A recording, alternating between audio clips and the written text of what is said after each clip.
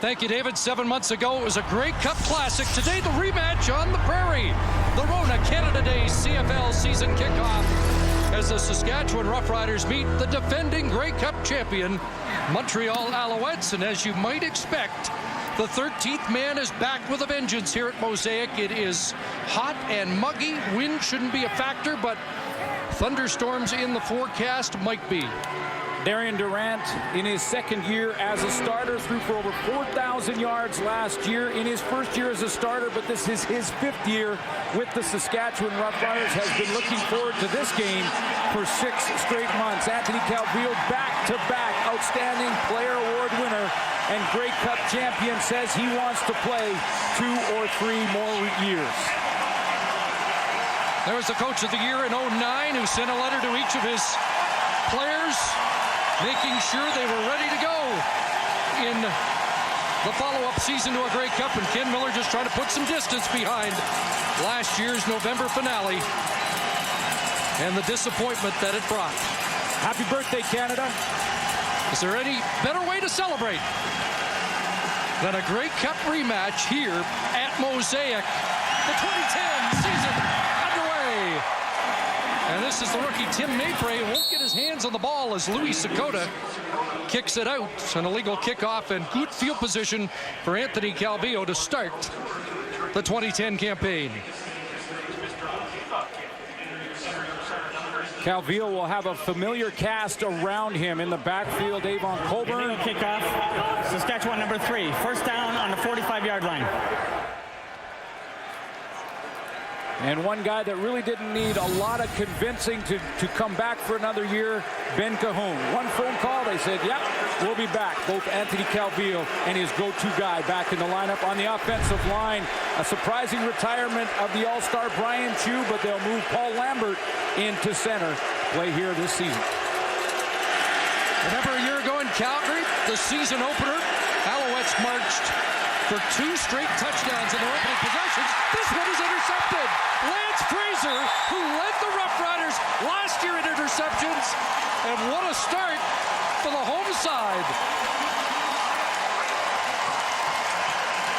One thing Anthony Calvillo told us yesterday is that he's got to try and control this crowd with a few first downs. It's hostile territory, and Saskatchewan jumps first because the ball is bobbled by Jamel Richardson on the little curl route. And Lance Fraser right in position, but that was a tight window to get the football in. Hard to hang that one on the quarterback, who tossed only 6 interceptions all last season. So look at where the Riders started there at the Montreal 35. Wes Cates slides off first contact for about 1.5 yards as we set the Roughriders offense for you. Told you all about Darian Durant, the great season he had in his first year as a starter. Here's his receiving corps. He lost Weston Dressler. Really didn't have a 1,000-yard receiver in 2009, but that's because of the injury to Dressler. He is healthy and back in the lineup. There's your offensive line. Dan Goodspeed cut loose in Hamilton. Free agent signing for Saskatchewan, will play tackle.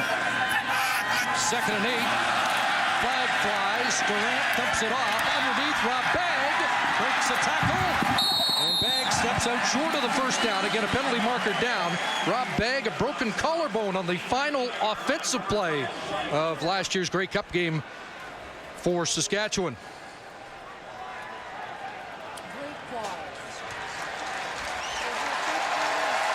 Thrown offside against the Alouettes.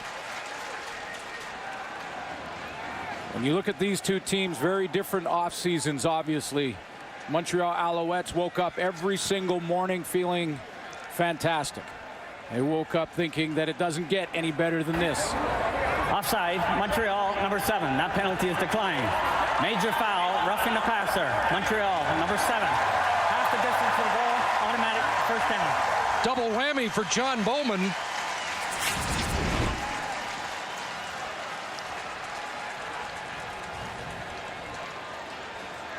You see him jump offside. He's in that neutral zone. Then he's on the outside working on Joel Bell. And they will protect the quarterbacks this year. There's been focus on protecting them. You got to be careful. Make sure you don't hit him after that ball has left his hands. Half the distance, takes it to the 14, a first down, and Cates went through the tackle of Jermaine McIlvaine for a couple. John Bowman finished him off. You mentioned Jermaine McIlvaine. He's going to replace Karan Williams, who left Montreal, one of the few guys that left this football team to sign with the BC Lions. So Jermaine McIlvaine will play in his spot. And then when you look at the secondary, one change there at the wide side corner. Well, really two. DeAndre Dix and Stanford Samuels both did not play in the Grey Cup, but Samuels replaces Davis Sanchez at that wide side corner. 2nd and 8. Durant complete. And it will be short of the first down. Chris Getzlaff, part of that Canadian Air Force of the Saskatchewan Roughriders with the catch. Canadian Air Force +7. So we're going to call him until Priche Rodriguez steps up, because he's the newcomer in the receiving corps. But Weston Dressler, a big part of the playmakers in the Saskatchewan receiving corps.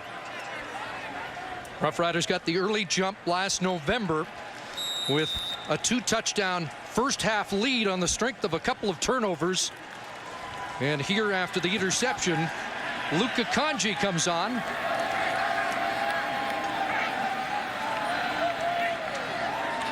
And Kanji with a short chip shot of 17 yards breaks the ice on the 2010 season.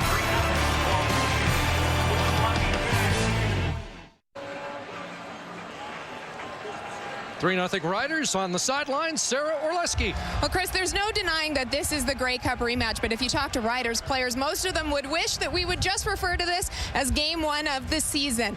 After the Grey Cup loss last year, an emotional head coach Ken Miller said, "This is a game that will haunt us, a loss that will haunt us for the rest of our lives." Well, so far, 7 months later, that's still holding true. Ken Miller said that it took him months in order to watch the game. He still hasn't watched it with any commentary. And Darian Durant, who broke down every game from last season, taking up to a week on each individual game, said that he didn't watch the Grey Cup game until last week. Durant's pass falls incomplete, intended for Rob Bagg, and that one looked like it was up for grabs. It's been a very difficult offseason because the Saskatchewan Roughriders want to get it behind them. They want to move forward. That's why they've been looking forward to this game, especially this matchup, for 6 straight months. But it will stick with them forever. What they want to do is start to take the first few steps to leave it behind, and a win in this game this afternoon would, boy, that would go a long way in doing that. 2nd and 10. Durant steps out. McIlvaine in pursuit. And Darian Durant has a first down.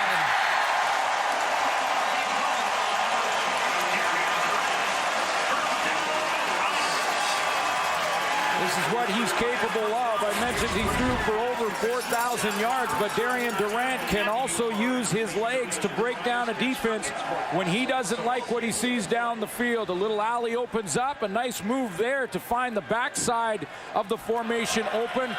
Move in the open field on Gerald Brown, and a big first down for the Riders. 18 yards on that run, and here's Dressler. Does he throw the ball? He does. Mike McCullough with the catch at the sidelines as the Roughriders show us their first gadget play of the year, but it goes for naught. Weston Dressler made a quarterback-type decision in the open field because he comes from the left to the right of your screen. Now, he's designed to get out there. If he likes what he sees, he can run. If he doesn't, he throws it out of bounds and saves a loss. Jason Armstead no longer here on a play last year similar to that, through a touchdown pass to Andy Fantuz in Winnipeg. He plants the seed. 2nd and 10. 6 receivers out. Cox off the edge, and the pass over the head of Getzlaff, incomplete.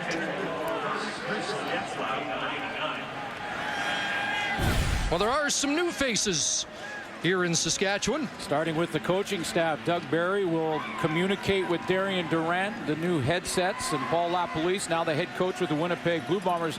They acquire Priche Rodriguez. Interesting to see how he fits into this offense. Baron Simpson, the defensive side of the ball. Ryan Dinwiddie, former Blue Bomber, is the backup quarterback for Darian Durant. Won the job in training camp. Of course, everyone talking about the loss of John Chick and Stevie Baggs. Sakota, the rookie Maypray, back, and he'll field it at his 30, get the no yards call, as Kitwana Jones was inside that 5-yard restraining area. And that should be a 15-yard penalty against Saskatchewan. Yes, it will. And you're looking at Brent Hawkins there coming on the field.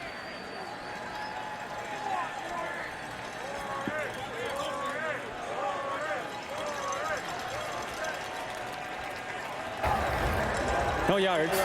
Saskatchewan, number 26. A 15-yard penalty, first down. So Kitwana Jones, the guilty party. Our starting lineups are brought to you by Rona, proud sponsor of the CFL. Rona doing it right. And let's take a look at that Saskatchewan defense. Yeah, I mentioned Brent Hawkins because he and Luke Mullender will be the two that replace John Chick and Stevie Baggs. All eyes on them. Big shoes to fill for both of them in that defensive front seven. In the secondary, Eddie Davis is gone, and Chris McKenzie replaces him. Brian Bratton is the ball carrier, and he got to the edge and turned it upfield. So different look for the Alouettes as Mark Trestman has a whole off season to add to his playbook. And you got to think that Brian Bratton is just in that area where he's ready to take another big leap in his career and maybe become a 1,000-yard receiver. Last year, just over 600 yards. Rotating through that receiving corps. Can also return kicks. 14 yards for Bratton, who made a big catch in the late stages of the Grey Cup game. A first down at the Roughrider 49. And now it's Coburn, who was so dominant in the Grey Cup with his first carry. It looked like it took the Montreal Alouettes a couple of series just to settle in. An interception on the first one, a 2-and-out on the second. And now Mark Trestman's offense is starting to get into their comfort zone a little bit. And when they're in their comfort zone like they were a year ago, it's when they have balance. The receiving corps is involved. They get the running game going with Avon Coburn. Scott Milenovich is the offensive, calling the plays. Trestman calls them, gives them to Milenovich. He gives them to AC. 2nd and 3. Kerry Carter in the block. Coburn with the carry. And he slides across the 40 and will be close to a first down. There's the newcomer, Brent Hawkins, the Hawk, with his first tackle. A guy that they said Saskatchewan players had trouble blocking in camp. Great start to training camp. He did get injured and sort of missed about a week near the end, but he's back from that injury, feels good. Didn't like his own performance, critiqued his own performance. Played 20 games in the National Football League. Was there for a few years, and boy, there are some expectations hanging over Brent Hawkins and Luke Mullender. Coburn heading up for a first down. Montreal at the Roughrider 39. A lot of time and a wide open receiver. Terry Watkins, touchdown. 39 yards. Anthony Calvillo to Kerry Watkins. Straight post pattern from Kerry Watkins to the short side of the field, and he gets great separation. He's working on the inside of Chris McKenzie. It'll be to the left of your screen. The ball right on the money, and Kerry Watkins makes no mistake. Catches that one right between the 8 and the 1, just in front of Chris McKenzie. Watkins has scored touchdowns in each of the first 3 games last year, including the first catch of the season for Montreal into the end zone. Has done it again here. All day, man. Duval the extra point, and now the Alouettes have the lead on the Rona Canada Day kickoff. Beginning of last year, Jim Popp had an idea. Why don't we move Chip Cox from the secondary down to linebacker? It paid off. He led the team in tackles, and he makes big plays on the special teams as well. Best start for Montreal here. A pump and go and an open man. Jamel or S.J. Green. Touchdown. Just like that. Back-to-back touchdowns for Anthony Calvillo. Just like that.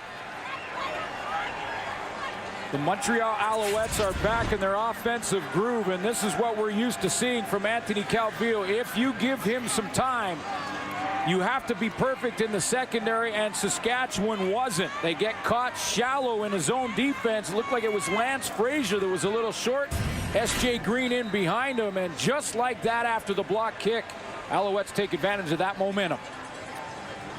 2 touchdown passes for Calvillo in the opening quarter. This 48-yard strike to S.J. Green, who had a couple of touchdowns a year ago in a reserve role. The extra point from Duval. And Mosaic gets quiet early.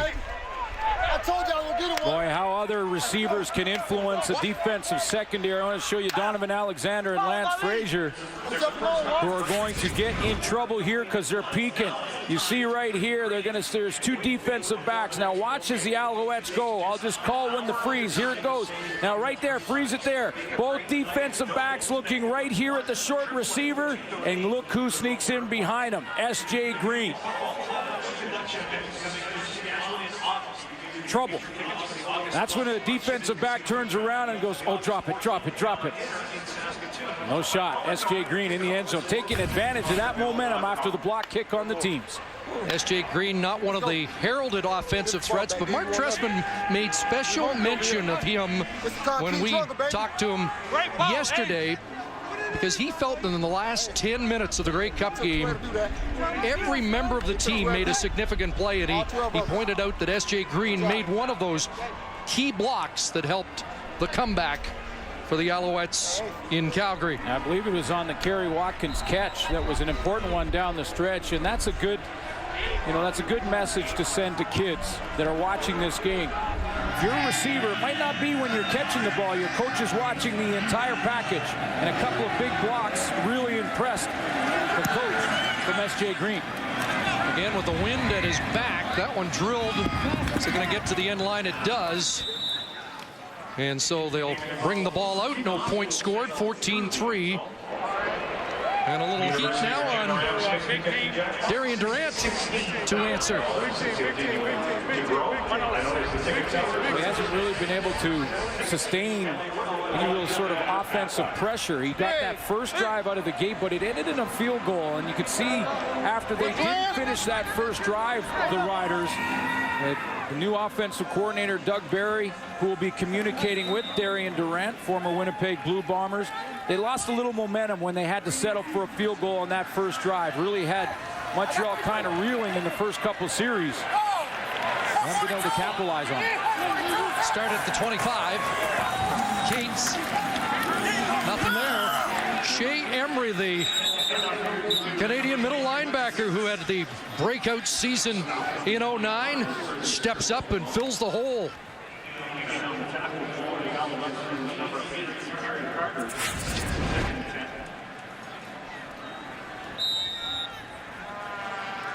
Right in the middle of the defense, and he does just step up there nicely, cuts underneath the pulling guard there, or it was actually the tackle in Dan Goodspeed. No gain, 2nd and 10. Durant stands in, open is Dressler, first down catch, and he'll fall out of bounds at the 46 at the Montreal bench. That's exactly what the Riders need. They have to start to try and keep pace, and one thing that I think people talking about this league knew going into this season, that in the West, you are going to see offenses that have a lot of weapons and defense that has a lot of questions. And Anthony Calvillo has taken advantage of some of those questions in the Saskatchewan defense in the last couple of drives. Darian Durant now has to try and keep pace. 21 for Dressler, who has 3 on the game so far. I've not heard from Andy Fantuzis yet. Now he'll get the call, and stepping up is Stanford Samuels from the corner. Mark Estelle not in the lineup. He is injured, and Davis Sanchez, the other Grey Cup corner for Montreal, is now a BC Lion. Stanford Samuels, you mentioned, will play that wide side. Often plays beside Gerald Brown. He'll be pumped up once cut by Brendan Tammon, the general manager of the Roughriders. So he wants to make a point. 2nd and 8. 6 receiver pack and over the middle. Off the fingertips of Shea Emery. We do have a penalty marker down on the play. Jeff Robertshaw was in the game. Looked like he was lined up as a defensive lineman, then dropped and might have got his hands on Wes Cates.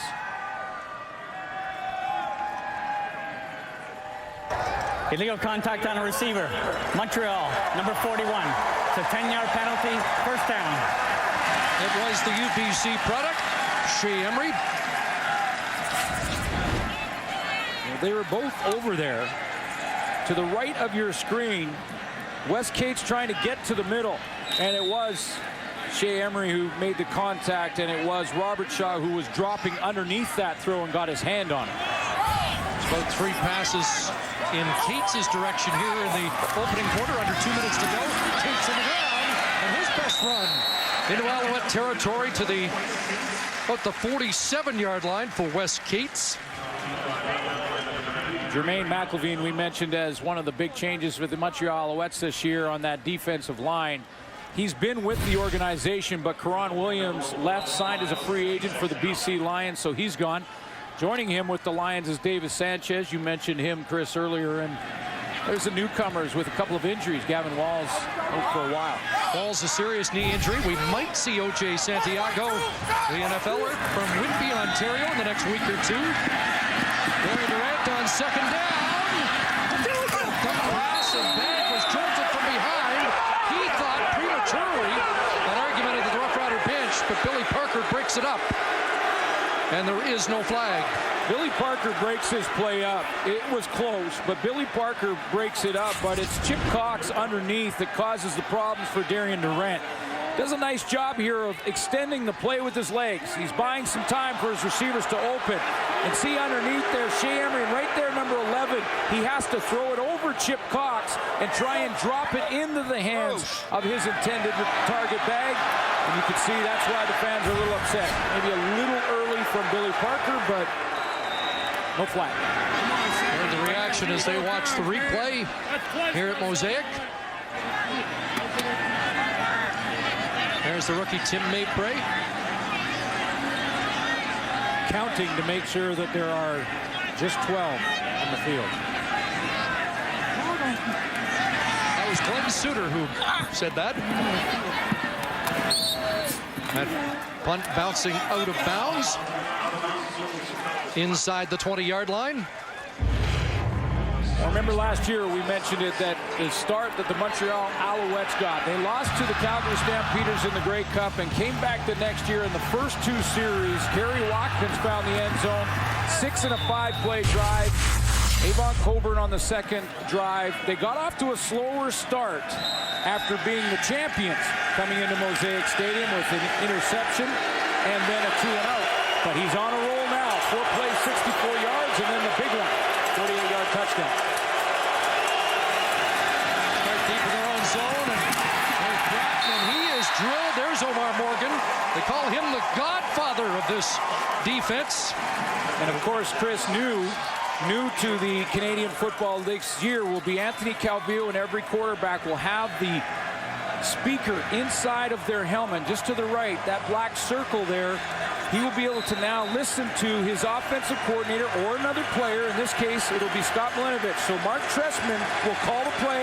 He'll give it to Scott Milenovich, who will communicate it out to Anthony Calvillo if they can fight through this crowd. The 13th man steps up, second and long. And a completion to Jamel Richardson. That's going to be close to a first down. Lance Frazier with the tackle on the final play of this first quarter that started ominously for Montreal, but then Calvillo and company got going.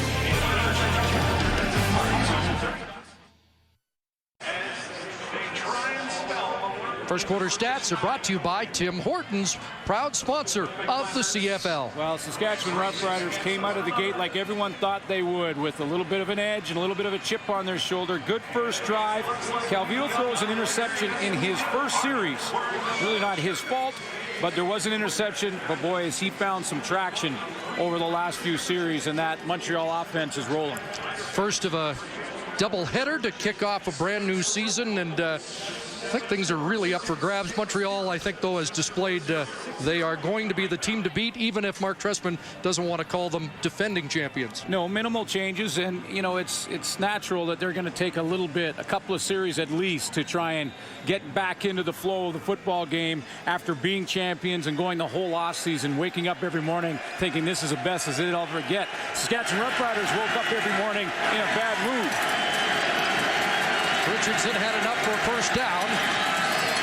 And now it's Maypray at quarterback. I was going to mention that he was a threat in a variety of positions at the Virginia Military Institute. Played a little quarterback, receiver, had running back time, kick returner, punt returner, does it all, and we see the Wildcat for the first time in 2010. And you have a good football team, and Montreal has been the team of this decade, really.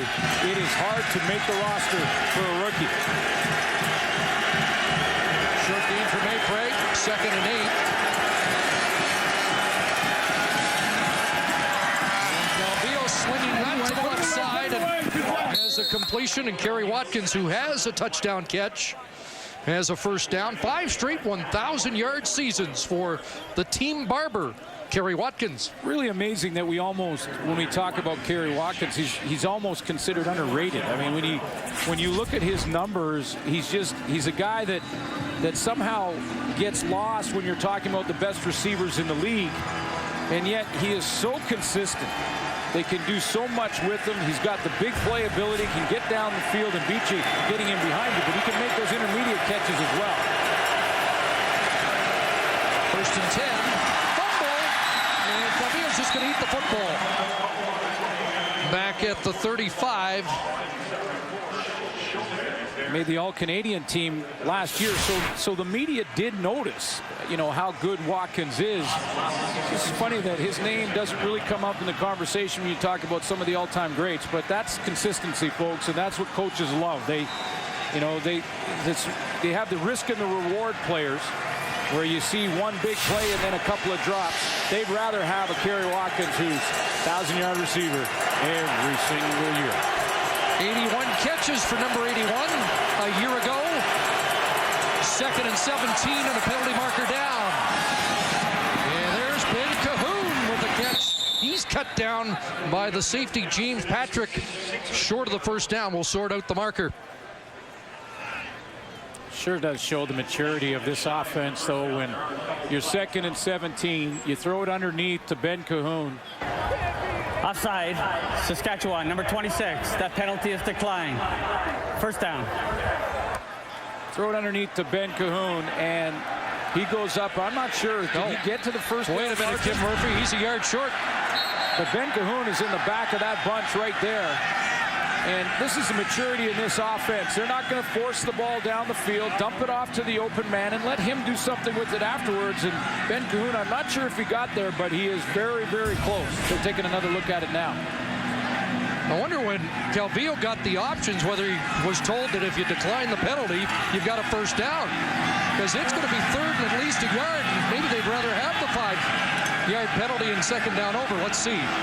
Seemed to be some confusion there and a bit of a debate. Well, if it's a yard or less, then they'll take the yardage by Ben Cahoon and have to have confidence at midfield in their offense to get that yard or less.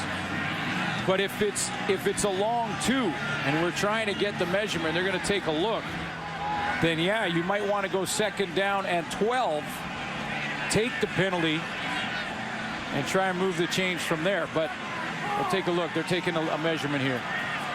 Ben Cahoon thought he got it. At least a yard, so they are. Saskatchewan, number 26. The penalty is accepted. It's a 5-yard penalty. Remains 2nd down. Yeah, and the fans are upset because they're saying that Anthony Calvillo made his decision, so he can't change his mind. But I believe the mistake was made by the official in the communication. Turned around to say, if you decline the penalty, you get the first down. And then when Anthony Calvillo went back over, he said, wait, you said first down. He said, no, I made a mistake. It's actually 3rd and over a yard. He said, okay, then we'll take the penalty. No question. And that's the right thing to do. They don't get to just change their mind on their own. No, so. That's the right thing to do. Even though Rider fans don't think so. was just over a yard. It's a confident offense that likes 2nd and 12 better than 3rd and a yard.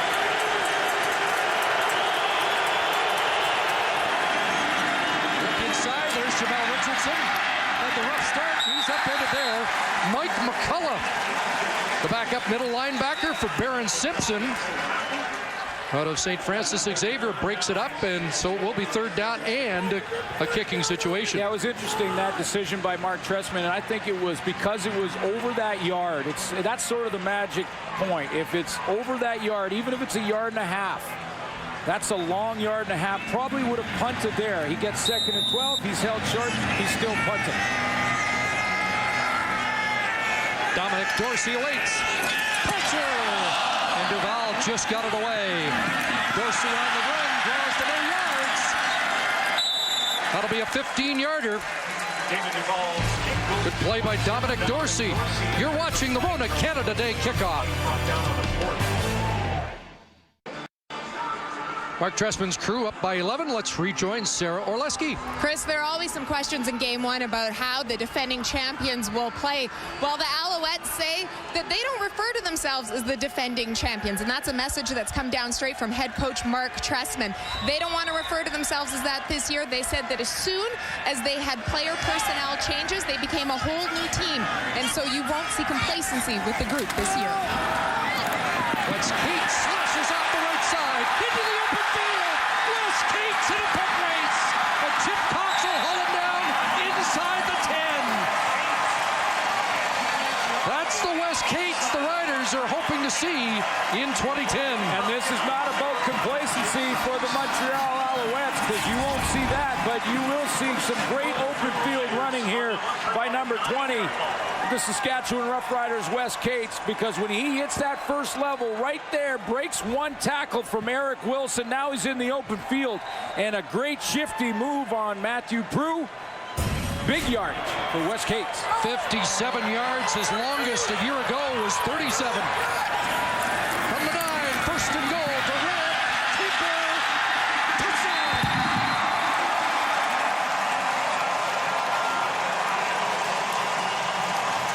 Great running game, sets up the play action, and Darian Durant here has a chance to either throw it or run it.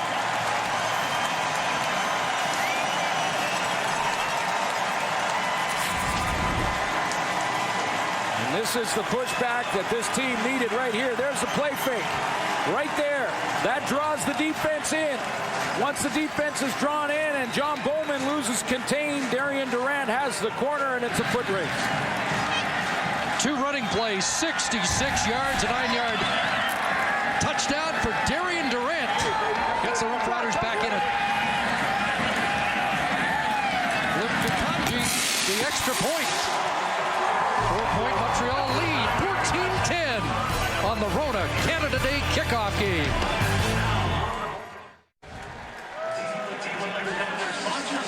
Tad Cornegay indecisive on that last run from Anthony Calvillo, still feeling the effects from the Jamel Richardson hit a couple of plays ago, as he wasn't sure to come up and cut Calvillo off or stay back in coverage.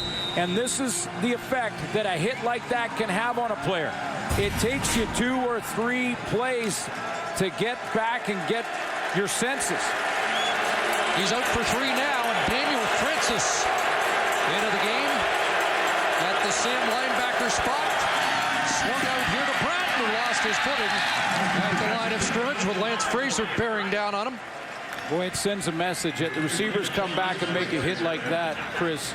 Tad Cornegay, even on that play, we saw him dropping. Now, he'll have to wait out a few plays, but he had his head on the swivel. He was looking back at the coverage to see if anyone else was coming to put that big hit on him again. And then he showed a little bit of a limp, too, so he may have hurt one of his legs there. It looks like they might be looking at his hip. A yard for Bratton, 2nd and 9, and Calvillo is 9 for 9 since opening the game with an interception. 10 for 10. S.J. Green the catch, but he'll be short as Omar Morgan was on his hip. And question is how short. Omar Morgan is going to be looked upon to provide leadership for this secondary. Eddie Davis was a coach on the field for the Saskatchewan Roughriders, and he retired.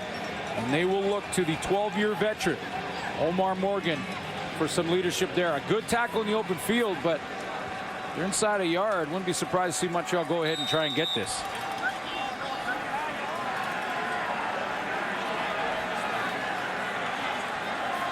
I think they're back in their groove. He certainly is. Well, they elected not to gamble on 3rd and a yard and a half when they had the redo on a penalty earlier in this quarter. I think this will be inside of that. It is about a yard, though.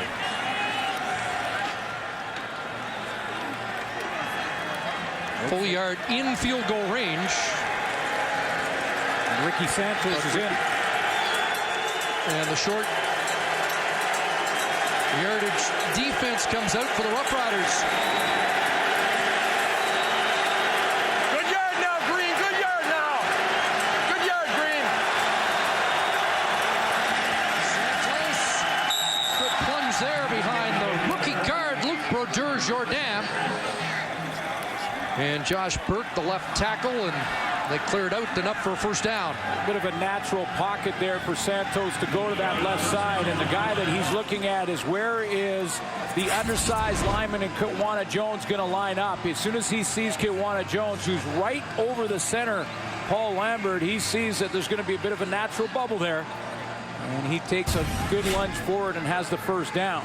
Kitwana Jones made a good play in this game already for the Riders on defense. He's got a great motor, but doesn't have a lot of weight in his backside for the interior of that defensive line. Roughriders showing blitz here. Now, Calvillo takes a look, and he's got a man open. Kerry Watkins has another as he got behind Donovan Alexander for his 2nd touchdown catch of this opening half. Tremendous route runner. We saw him with a 3-move play early in the first to get a touchdown. He comes back here. And a good move using the entire field because he's lined up to the left on the wide side of the field, but he's going to bring Donovan Alexander way down inside the numbers and then just simply fade away from him and let his quarterback throw him open to the outside shoulder. This is a good football team. Give me the ball, please. What? They have been fast starters, Glenn. I know that's not breaking news. 13 of the last 15 years in the Eastern Final, 7 of the past 10 Grey Cups they've been participants. Duval extra point. 3 touchdown passes for Calvillo in this first half, and Kerry Watkins the recipient of a pair. Kerry Watkins digging into his bag of tricks. We saw him do the 3-move route. Now watch him this time do a little stop and go and then take off and catch Donovan Alexander. We saw him try and use fluid moves, in, out, in, out. Now look at stop, stop, stop, and then boom, he takes off.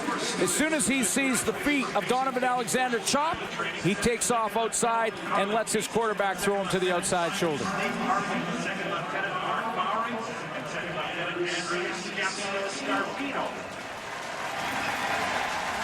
When you consider Calvillo's only incompletion was an interception that was bobbled by his receiver, virtually a perfect first half for the 3-time outstanding player in the Canadian Football League. Boy, there's a lot of weapons in this offense. Kerry Watkins has shown you one of them. Seen a couple of big catches from Ben Cajon. Jamel Richardson with a block that rocked that Rider defense a little bit. Certainly Tad Cornegay. And it looks like Anthony Calvillo is right back in that groove.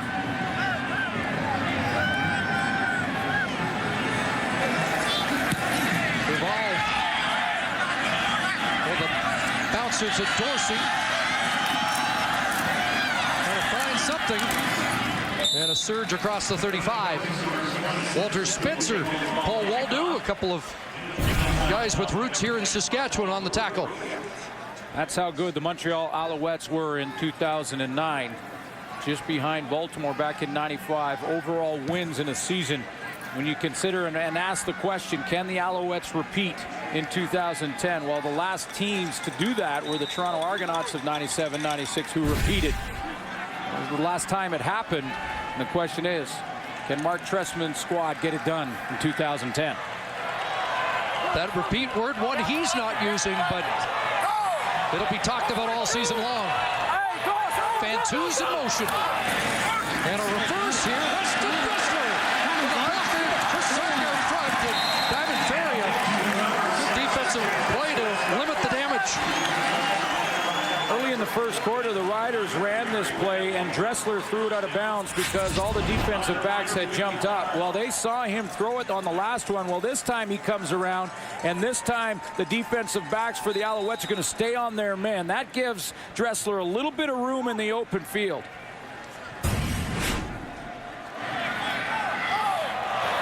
$15 for Dressler on the ground. A first down at the Roughrider 51. Fake to Cates. Breaks the tackle. Long out, and that's over the head of Dressler. Anthony Calvillo, 300th career touchdown pass as a Montreal Alouette, and has 3 in the first half of this football game. 357 career touchdown passes, including his totals from Hamilton and Las Vegas. Als fans gonna like to hear this. I asked him yesterday, you feel so good, could you play 2-3 more? I said, yes, I could. Absolutely could. Oh, David Allen feels good about that. Records in jeopardy. Flag down. Durant over the middle. And two's the catch. What's the call? Let's see what this penalty is. It's coming back. Lots of movement on that O-line. Wes Cates was trying to hit the line of scrimmage in motion out of the backfield. Not sure if it was him, or it could have been one of the D linemen. Offside, Montreal number 72. Wow. That penalty is declined. First down. Jeff Robertshaw. I knew Wes Cates was very close. Cates is there, Robertshaw here. And it was just a matter of which one timed it up right. And you can see the movement. Dressler's 2 yards offside, and Robershaw got it. Should have been offsetting. Riders get a break, and the Fantuz catch stands. A pump from Durant, and looking for Dressler, but he was well covered. No, he did not bite at all. Gerald Brown was back in the outside third, and what that is simple zone defense where the halfback has the deep third of the field. And like the Montreal Alouettes influence the Saskatchewan defense, you run a short receiver out there, and you hope the defensive backs bite on that, and Dressler tries to get in behind him, but Gerald Brown was not fooled at all. He was in perfect position. Glenn, we haven't heard from 85, Preche Rodriguez, the acquisition from Hamilton, the new wideout. 2nd and 10, pressure, chip, Cox, ball loose, McElveen's got it. Jermaine McElveen as Chip Cox comes off the edge on the blitz. He really timed it up well. Chip Cox is going to line up back in that linebacking core about 3 yards off the line of scrimmage, and Darian Durant doesn't count him. He's up here, and he has just moved up there. This is picking it up just as he stepped up a couple of yards. Durant doesn't count him as one of the guys. If he did, he would have rolled away from him to buy himself some more time because he would have known he's unblocked. But Chip Cox snuck in there, caused the fumble. McElveen, Jermaine McElveen replacing Karan Williams. The recovery. So the Alouette offense back to work for the red-hot Calvillo, and there is a flag. Richardson was held up en route by Lance Fraser. Now the new rule, or the new interpretation of pass interference in the Canadian Football League this year, is basically that if the officials figure that the ball is not catchable and it has been in the air, they will not call pass interference. Pass interference. Saskatchewan number 15. Automatic first down.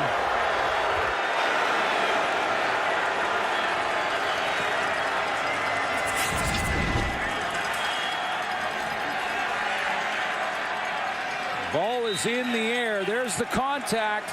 Ball's in the air. The question was, could Jamel Richardson get to that one? Here's Avon Coburn, high stepping on the left side. Able to carry that football up inside the 35. I know Rider fans will want to see this again because the interpretation now, and this is new this year, if the officials feel that Jamel Richardson here could not get to the football, in other words, this ball was not catchable, then the play will not be called as pass interference. In their estimation, based on that call, they felt that Jamel Richardson could run under that pass. I'm not so sure. 8 for Coburn, 2nd and 2. Avon Coburn again, and he'll get the first down. A couple of 100-yard gains for Coburn last year against this Rough Rider defense in the regular season. They're giving the 3-minute warning here at Mosaic. The Alouettes in the lead and threatening. We mentioned some rule changes in the Canadian Football League. Here are the changes going into 2010. No pass interference penalty on forward pass if it's deemed uncatchable. That was the question on the Jamel Richardson play a moment ago. Giving up a field goal, you can now have the option to take the ball on the 35-yard. Then that was changed last year, changed back this year. On punts now, it'll be a 5-yard penalty to touch the ground no matter who it touches. And the overtime rule has changed slightly. 1st and 10, Alouettes. What a time for Calvillo, and he goes up to Jamel Richardson for another first down grab. What a great cup he had. But you could make a good argument. Jamel Richardson was the Alouettes' best player in late November in Calgary. The question in Saskatchewan, Chris, all offseason and in training camp, can that defensive line get pressure on the quarterback with no Stevie Baggs and no John Chick? And since the first couple of series, Anthony Calvillo has lots of time to throw those intermediate and deep runs.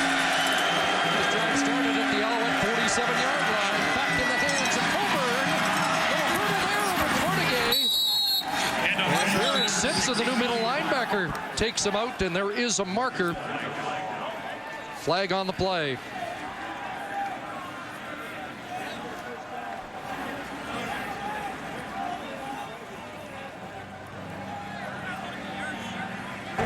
Major foul, face mask. Saskatchewan number 1, half the distance to the goal, out of first down. Omar Morgan, the guilty party. Boy, when defensively you put everybody on the line of scrimmage, you absolutely have to have containment, because here they are, no linebackers back here to scrape into holes. So if you don't have that second level, the guy on the outside has got to contain the play. And Tad Cornegay, who was shaken up earlier, was not able to do it. Aaron Simpson actually got the face mask. Infraction, 1st and goal from the 3. Coburn runs into a wall there. The second push. Maybe a yard for Avon Coburn. One of the changes, and there's been a few of them for the Alouettes on that offensive line, is at center, and this is a big one for a couple of reasons. Paul Lambert moves and takes over for Brian True, perennial all-star, outstanding lineman in 2002. He is now gone. Lambert's in his 10th year. First couple of years in Hamilton, he did play center, so he feels comfortable in there, but he has to make the calls. And look at him trying to call the defense now. Tucky Adams and the Riders dig in. 2nd and goal for the 2. They go up top. Fade for S.J. Green. Incomplete, tight coverage there from Donovan Alexander. And this time, Donovan Alexander, he's been victimized a couple of times by peeking back into the backfield. He's looking at Anthony Calvillo, got caught on that wide side in the Kerry Watkins early touchdown. He got caught on the double move from Watkins for another touchdown. This time, he stays with his receiver locked in. Just felt like the Rough Riders needed to stop there. And Duval has to come out. Record 55 field goals last year. And also a new high standard for CFL points with 242 in 09.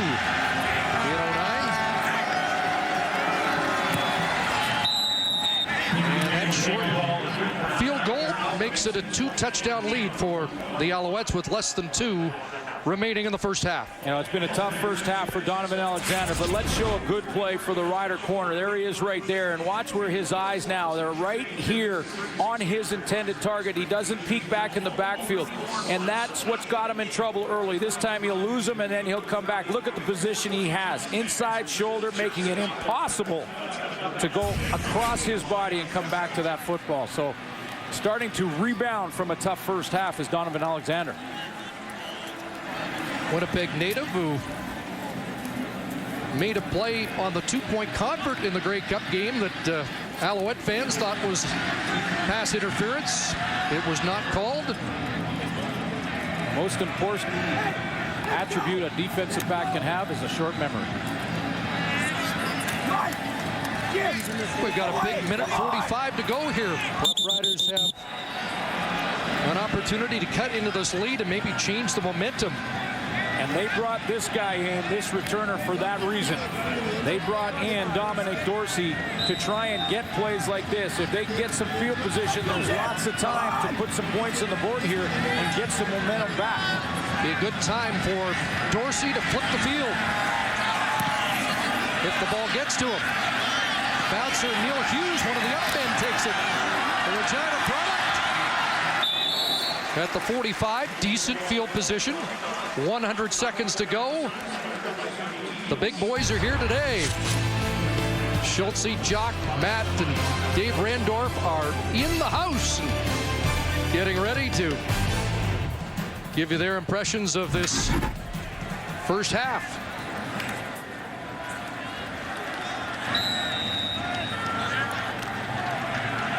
I think there's a fine for being on your BlackBerry during the game. You know, you can talk to each other. You don't have to message when you're sitting right beside each other. See if Durant can close the gap, steps up, takes off, hits the deck at the 50.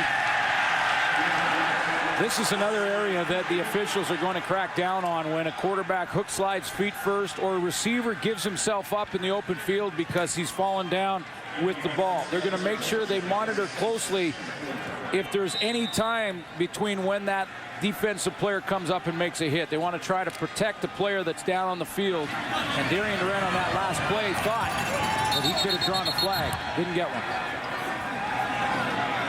6 yards for Durant. It'll be 2nd and 4. He bulked up during the offseason, said he was pretty beaten up at the end of last year. Wanted to be more durable. He has a strong lower half, and now he's just added to that up in his upper body as well. But how many times have we seen defensive linemen sort of fall off of his hips? Reset the 20-second clock. We want to reset the 20-second clock. That's why we have a delay here.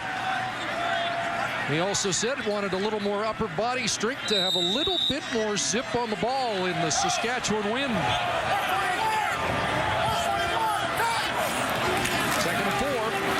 Quarterback draw again. And he's got the first down at midfield. Well, depending on the spot, and looks like it's a generous one and a first down Saskatchewan.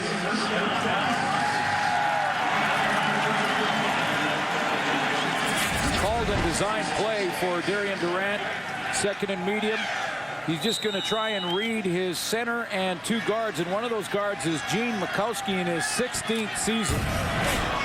He makes a nice block to open up enough of the hole. The veteran offensive line that's had its hands full with Montreal's front so far today. 1st and 10. This time he does throw. Dressler pulls it down. Weston Dressler showing his sure hands.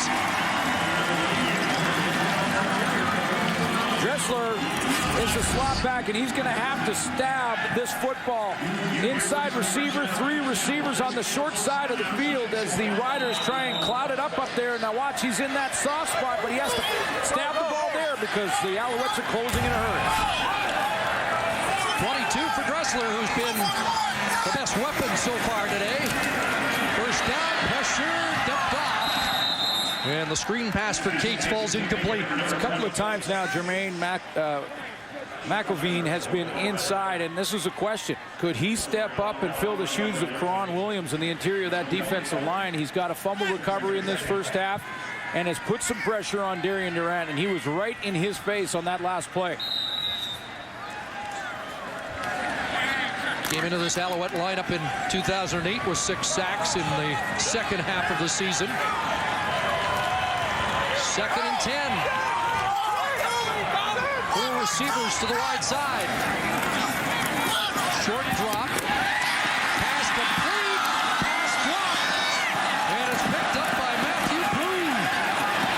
And the Alouette safety's got the ball up around the 50-yard line. Pre-Shea Rodriguez with his first catch as a Rough Rider, and one he'll want to forget. Pre-Shea Rodriguez is the wide side, and he's a guy that Darian Durant was looking forward to utilize down near the goal line area a bunch this year, and I'm sure they will. But he makes the catch there. He never really secures it and protects the ball. And DeAndre Dix knocked it loose. What big size difference there. Outside, you can see him plainly to the right there, a little out route timing. Now he has it, but he never secures it. He never locks it away, and Dix is able to punch it out right there. 7-inch height advantage over the corner, and the Riders thought they might be able to exploit that today. Calvillo puts this one up, looking for Richardson, and he recovered to catch the ball in front of Alexander. The former Rough Rider makes another play, and Donovan Alexander gets burned. Yeah, now it's official.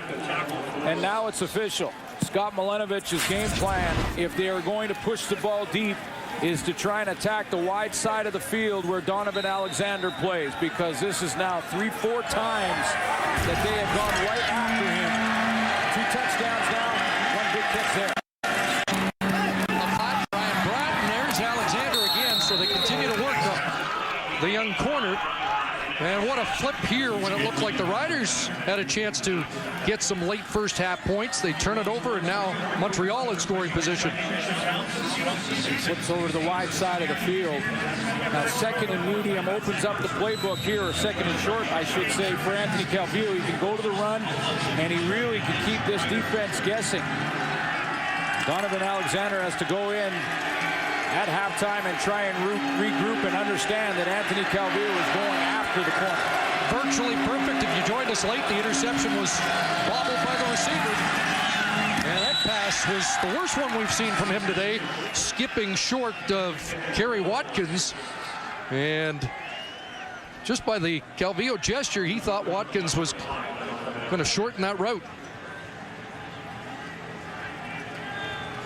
Decision time here. It's kick the field goal. 3rd and at least 2. Looks like the offense is going to stay out there. Wow. How about this? Interesting.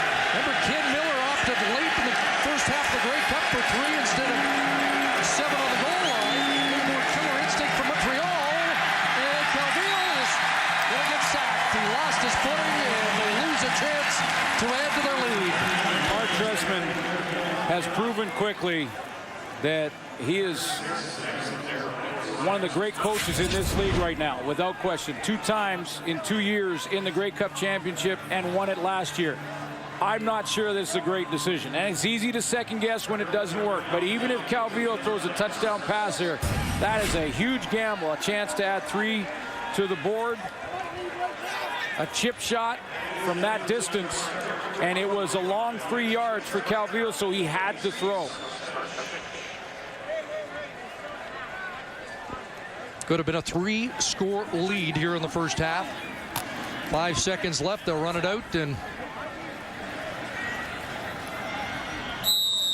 that's about all that has not gone right for the Alouettes since Calvillo's opening pass of the game. And you can say you have confidence in your offense and you want to put that dagger into the Saskatchewan defense with a touchdown throw there, but what can happen in a half of football?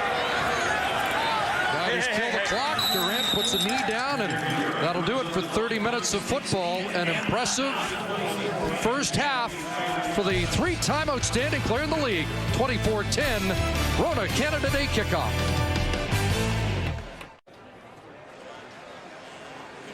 Welcome to the Rona Canada Day kickoff from Mosaic Stadium. We're headed to the second half. Alouettes with a 2-touchdown lead, and Sarah Orlesky's with Rider coach Ken Miller. Coach, the Alouettes gained momentum in that first half. How is it that you stop a quarterback like Anthony Calvillo when he gets so hot? Well, the thing we have to do is we have to get some more pressure on him, and then we have to have tighter coverage on the receivers. We just have to do a better job there. What was your message to the team in the half? Well, the thing I told him was is that we're down 14. We're going to come back. We're going to play well, one play at a time. We're going to win it at the end. Thanks so much for this. Thank you.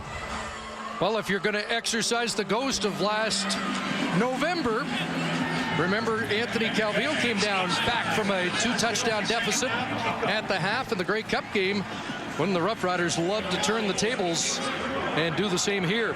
Chris Schultz nailed it at halftime, talking about the passing games. First of all, Donovan Alexander's got to play better coverage on the wide side of the field for the Riders in the secondary, and they have to get more pressure on Anthony Calvillo. Riders get the football first, second half as Dorsey awaits. The kickoff from Duval, and Saskatchewan will have that breeze at their back in the third quarter. Stu Ford takes the play, but he's surrounded early and is dropped at the 29-yard line. There's Walter Spencer down quickly again. Take a look at the quarterbacks and what they did in the first half of play. Darian Durant got off to a good start. Nice little drive to start the game. Ended in a field goal, though. He was 10 of 16. But you can see after the first two drives, Anthony Calvillo turned it on. 228. 3 touchdown passes for AC.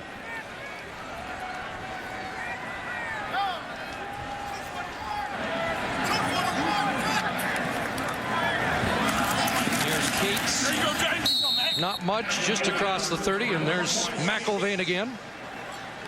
And there's no need for the new offensive coordinator for Saskatchewan, Doug Barry, to deviate from the game plan too radically just yet. I mean, there's lots of football to be played, a whole half, but he's got to get some better protection up front from his offensive line.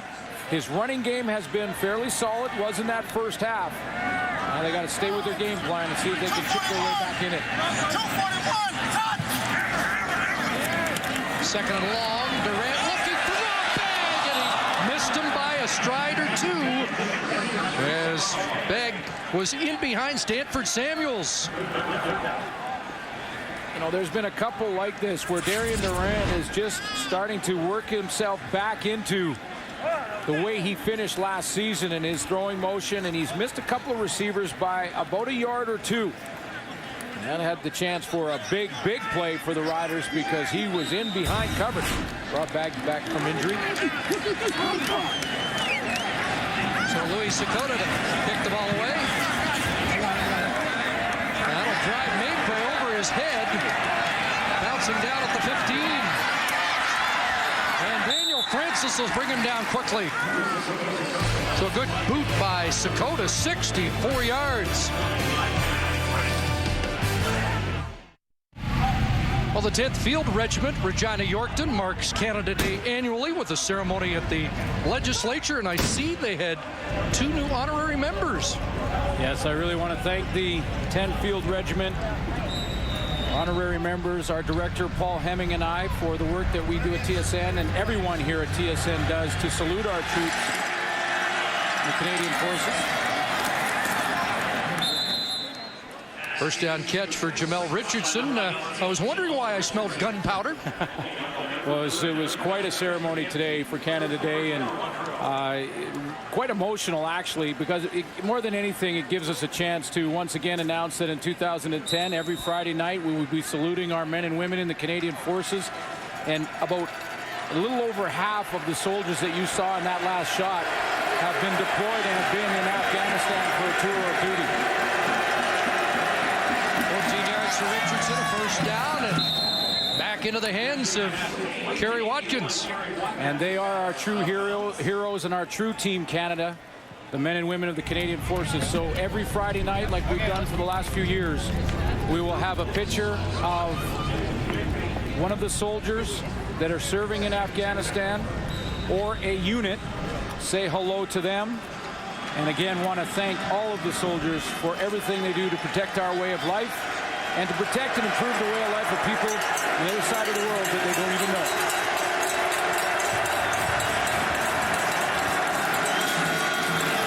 Now they'll look one way and then just dumps it Pretty good collision there with the new middle linebacker, Barron Simpson, replacing Ray Williams, who last year was a force in the Grey Cup, now in Pittsburgh Steeler camp.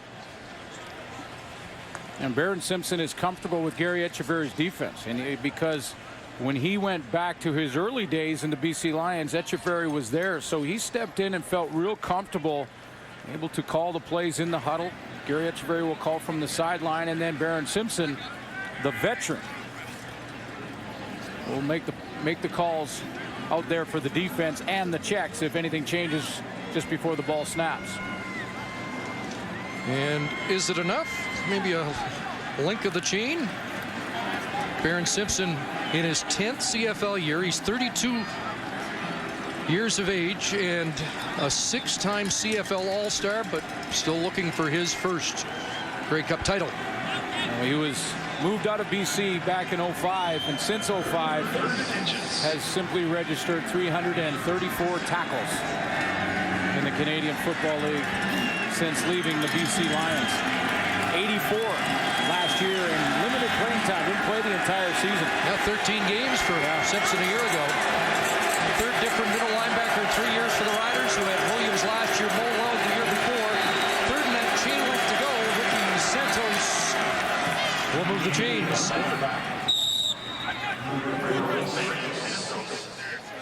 Brent Hawkins comes up pushing with Coburn. But the jury very much out on whether the Roughriders are going to be able to replace the dynamic duo defensive ends of a year ago, Chick and Bags. Yeah, and Brent Hawkins, one of the guys, was frustrated. He's starting to show a little frustration because when Anthony Calvillo is on time and has the open receivers that he's had, that D-line just doesn't have a chance to get there. It's 1, 2, 3 steamboats and away it goes. Ball nosing midfield. First down, Alouettes. Calvillo rolls. Cahoon caught it behind him and brings it in for a first down. Ben Cahoon led the league in receiving last year with 89 catches. And he told me yesterday, Glenn, that for 10 games he was on the limp, didn't feel good, and one of the reasons he decided to come back, he felt that if he could get through a season and be that successful when he didn't feel good, that he probably still had it, even coming up to his 38th birthday later this month.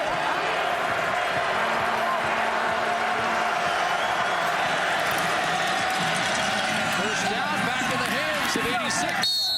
This time cut down by Alexander, who moves up and makes a good defensive play. Well, every year for the last few years, Anthony Calvillo and Ben Cahoon, and often other teammates, it changes all the time, but it was always those two in March will go golfing together on a trip, and it's a road trip going to Phoenix or something like that, golf destination. And one call from Anthony Calvillo to Ben Cahoon right after the season when he had decided he was coming back and felt great. He said, "Are you coming back?" "Because I am." Cahoon was, "Yeah," and then they confirmed that at the golf tournament, and they're both back together. This drive started at the Alouette 27. Coburn bounced off a big hit. Ball comes loose, and a battle for it. Keith Shulligan in there. But the initial hit from Omar Morgan. Yeah, and Barron Simpson, I believe, was in the middle of it as well, Chris. They met, Omar Morgan and Simpson. It was a 1-2 combination. Literally, there's Barron Simpson there. Omar Morgan to the right of your screen, and they're going to meet at Avon Coburn. And a big stick right in the hole. Josh Burke pouncing on the football. The left tackle of the Alouettes to save the possession. Jamel Richardson's hit on Tad Cornegay looked flashy. That one was tough. That one hurt more. Duval from 46 yards out. Cahoon the holder. And that one is slicing wide, and it's going to be brought out by Dorsey. And look at Coburn downfield. What a play by Dominic Dorsey. By Coburn. Dorsey had the green light, but he got stopped in his tracks. Well, our sack tally is brought to you by Purolator, tackling hunger across Canada. Check. And there's how it ended last year. The Roughriders with 39, 23 of them from Stevie Baggs and John Chick. Who makes up that distance? Of course, Chris Schultz does a great job of fronting that terrific program. Deepest start of the game for the Roughriders. Some early movement, and this play doesn't get off.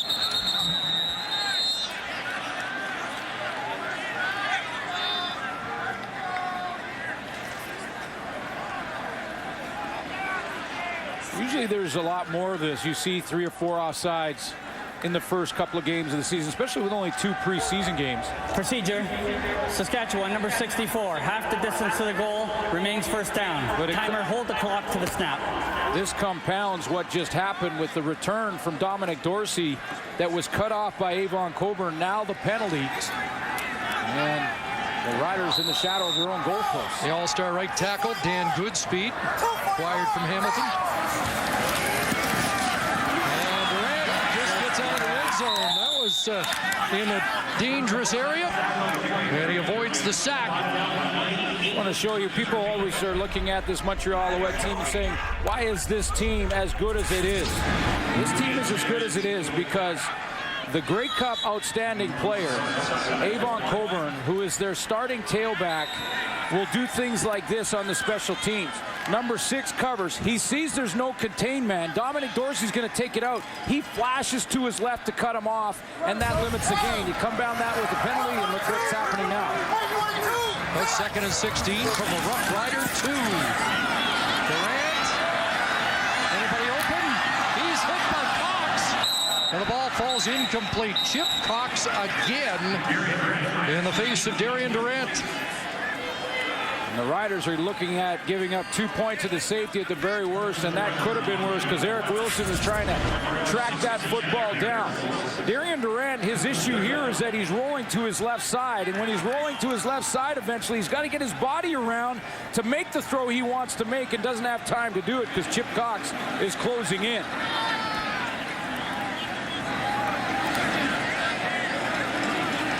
Cox just has to be careful not to go to the head of the quarterback, but other than that, a clean hit.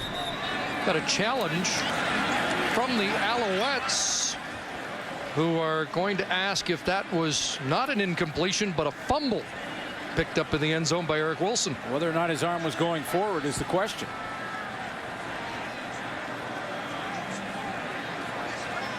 And our first challenge of the new season has big implications. Well, that is a lot closer than it looked live. Yeah, I think that's a terrific challenge from the Montreal bench. Absolutely. Because it looked like the ball came out of his hands just prior to the forward motion of Darian Durant's arm. Montreal is challenging the ruling on the field of an incomplete forward pass. Boy, that will be close. Now, the ruling was... And there's big Eric Wilson getting on the football. The ruling was incompletion, so we'll have to have enough evidence to overturn it, but that was 2 pretty good looks right there. But did that ball...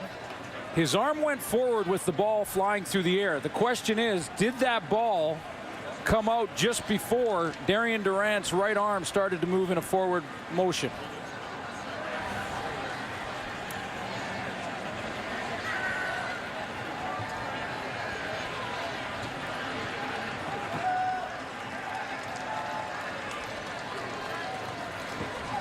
Ball is out right now. Then the hand comes forward. It might not. After review, the ruling on the field stands. It's an incomplete forward pass. It'll be 3rd down. So they are ruling that it was just Durant was starting the forward motion. That was close, and I think maybe the operative word is it had to be definitive. Just barely. A few inches of forward motion. Saw it a little better from that angle. Didn't take long, and quickly Sakota concedes the safety, and it's now a 16-point lead for the Alouettes. Well, the life of a logger is rough, and these guys are in it for the long haul. A whole new season of American Loggers continues Monday at 10 Eastern on Discovery Channel.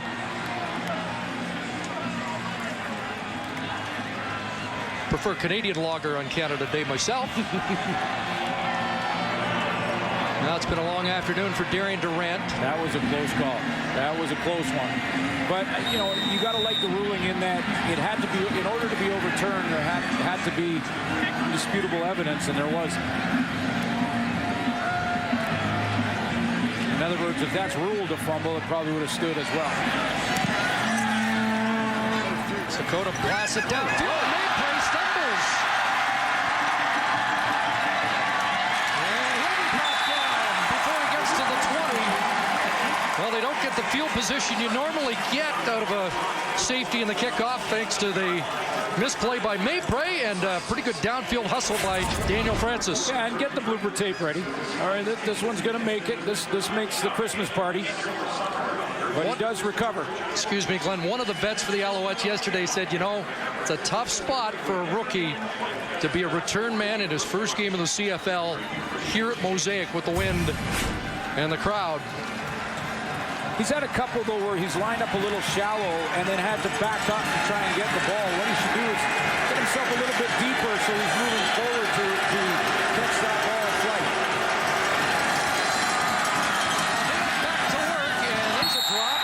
Richardson, who dropped one into the hands of a defender on the first play of the game, has his second drop of the afternoon. Yeah, second one, and for the record, so receivers in the league understand is that we will be tracking this year as a crew for more the quarterback's stats than anything. Drops like that from receivers. So if you look at Anthony Calvillo's numbers tonight, he will have 2 of the incompletions that were drops. Fans of Mosaic tell you this is a big defensive play for their team.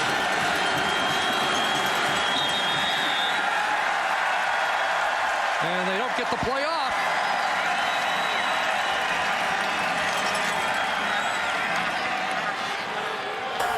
Time count violation. Montreal number 13. 5-yard penalty. Remains second down. Chalk one up for the 13th man. Oh, yeah. Visiting teams face that and have a procedure call or a time count at least once a game in this stadium. It is off the hook.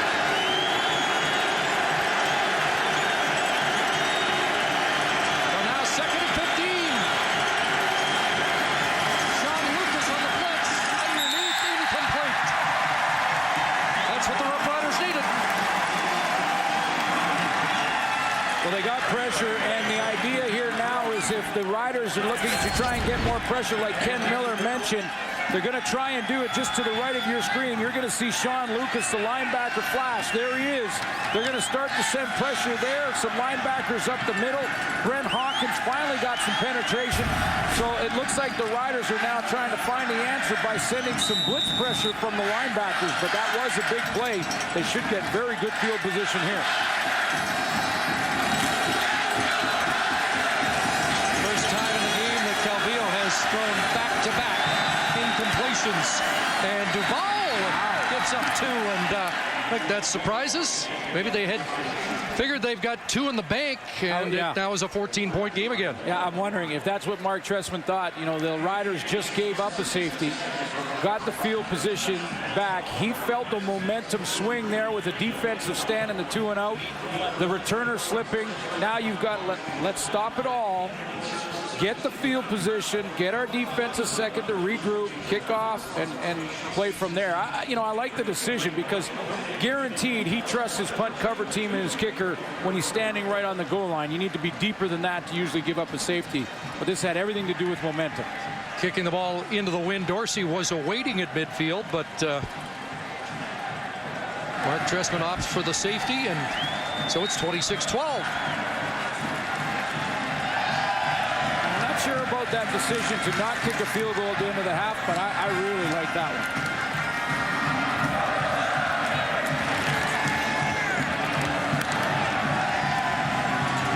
So they will kick off from the 25.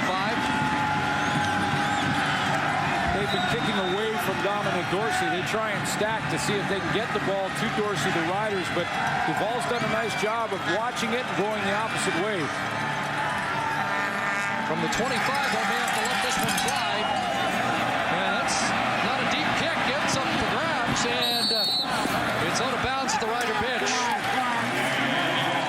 puck was out of bounds, and Saskatchewan will enjoy good field position just beyond their 45. That was close, and the Riders trying to get up there underneath that one because that was a live ball. On kickoff, it has to pass that 10-yard mark, and then it is live. Looked like Shea Emery was very close, as was Chip Cox. Illegal kickoff. Number 15, Montreal. That penalty is declined. First down, Saskatchewan. So the ball marked close to the Saskatchewan 50-yard line. I think Damon Duvall just mishit that. He's trying to kick it away from Dorsey. It looked like he was just not lined up properly to kick that one deep. Gates. And a good run to midfield. And across, Diamond Ferry, the tackle. And that Mark Trestman decision, Chris, you can consider what has happened and transpired since then. It really is a difference of about 30, 35 yards of field position and where the Riders are starting this drive. So he's given his defense a chance and given the Riders back that 2 points that they gave up on their safety. Wes Cates, 7 carries, 66 in the game. 2nd and 5. 6 receivers out. Durant has Rob Bag, first down. And the slants down to the 36. I've been wondering when Saskatchewan was going to try and go out and test Danford Samuels at the wide side corner position, a newcomer to the Alouettes secondary. And this time he's lined up over Rob Bag, and they do go after him a little bit. He gets a little deep, falls off the receiver. That creates some space. Got behind him once earlier with the overthrow from Durant. 19 on the play. First down. Look out! That was almost picked as Billy Parker was in the vicinity. Well, Billy Parker had his eyes on that goal line. These two halfbacks really, from last year, stepped up their game, and watch the read here as Parker just sits back, plants, and steps up, and he is a half a stride away from seeing the Billy Parker touchdown dance. Both had interceptions, Brown and Parker, last year in the Grey Cup game. Ben Cahoon said that was the biggest upgrade on our team a year ago. Blitz, Durant got it away, and it's knocked down. Getzlaff was well covered by Chip Cox. And just to finish the thought on Cahoon, he also said the 2 rookie DBs last year and Chip Cox moving to the linebacker spot. And this is what Chip Cox can do, because as long as they were sure, you see that Durant's got to step up. He gets pressure from Shea Emery off the edge, so that turns the timing into advantage defense. Now Chip Cox, he can come out there and cover. He's a former defensive back, converted last year. Their question was, could he play the run? He showed he could do that, and now what a weapon they have on defense. Look, Kanji checks in, and he'll survey a 43-yarder. And Kanji has missed. And Maypre's going to bring it out. Tim Maypre. Look out! Kanji going to catch him? No! He's a rookie. He made a mistake just a few moments ago. But Tim Maypre has gone all the way for an Alouette touchdown.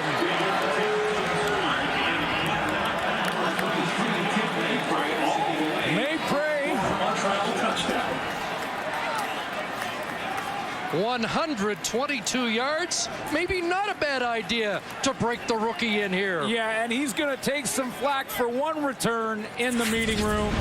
And then he'll say, just wait, fellas, because there's another one coming out. And look at the seam that opens up for him down that sideline. And as he gets that seam now, he's trying to find the kicker in Luka Kanji. Where is he? Where is? There he is. Cut inside of him right there. Now it's a foot race, and see ya. Wouldn't want to be ya.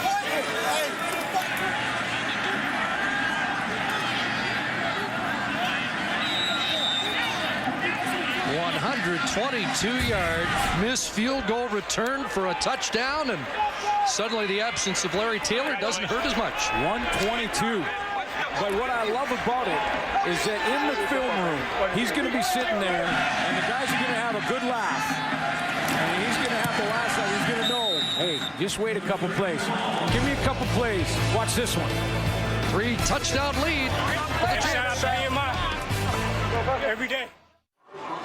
In order to get a seam like that, you need a couple of blocks. I want to show you one here from Diamond Ferry, the Montreal Alouettes linebacker on the special teams on Mike McCullough. There's the kick-out block. Now, he's created a little bit of seam down the sideline. One more guy maybe has a chance. Keith Shulligan right here. Can he come across and cut him off? Well, Stanford Samuels, the corner on the special teams, doesn't have to get much of them, just in his way. And that opens up the running line. 10-point swing. A missed field goal for Saskatchewan, a touchdown, and Stu Ford trying to reply. The local product, here's the Stews as he brings it up to the 48. Larry Taylor had 3 kick return touchdowns a year ago, and here in the CFL debut of Tim Maypray, he celebrates his first. And that's where the Riders will start, 1st and 10. Well, he's on a little bit of a roller coaster of emotion. Maypray, when he fell on the first kick a couple of plays earlier, and then took 122. He was recommended to the Alouettes by his college coach, Winston October, who took a few back himself.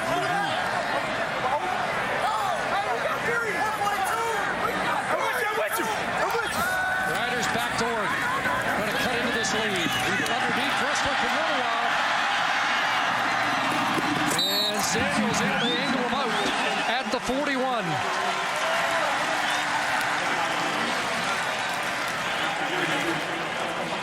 You know, one thing that the Montreal secondary now is going to back up a little bit more, give a little bit more room to the receiving core so that Darian Durant doesn't have a chance to make a big play in one throw down the field, get 7. So they're going to make Saskatchewan now chip away at these underneath type of throws, but Dressler gets good yak yards. Well, the good news for the Riders is that Weston Dressler is back. He has been their sole weapon here tonight. There's the toss to Cates, and look at Chip Cox. Boy, he's having himself a game. Let's join Sarah Orleski. Chris, it's Canada Day, so why not talk to a couple of very well-known Canadians. Scott Niedermeyer and Ryan Getzlaf, 2 members of our Canadian Olympic gold medal men's hockey team. Scott, we'll start with you. You're an honorary Saskatchewan today. What has the reaction been like just since the Olympics, going around with the gold medal from the Canadian fans? Well, it's definitely been fun to be back. I've been back now about 5 or 6 days. Have the medal in tow with me to show a lot of family and friends as I'm touring around, visiting everybody, and it's been a blast. Ryan, you're from Regina, and your brother Chris Getzlaf plays on this team. It's been a rough start for the Riders so far, but I'm guessing you don't get to see many of Chris's games. Yeah, I don't. As much as I can on TV, and it's nice to be here for one, and we just got a touchdown, so we're excited. See, maybe we should talk to you more often. Back to you, Chris. Thanks, Sarah. That is Preche. Big play. Rodriguez with his first Saskatchewan Roughrider touchdown. Well, I certainly want to congratulate Team Canada, both men's and women's. What a great Olympics it was. Let's get to this play, then we'll get back to the hockey. But what a play by Rodriguez. And first of all, Getzlaf's watching his brother doing the interview, and he notices out of the corner of the eye that Darian Durant's going to step up, buy himself a little bit of time right there. Shifts to his right, and then notices Preche Rodriguez wide open on the sideline. Awful tough to cover that long. And Rodriguez finds the end zone.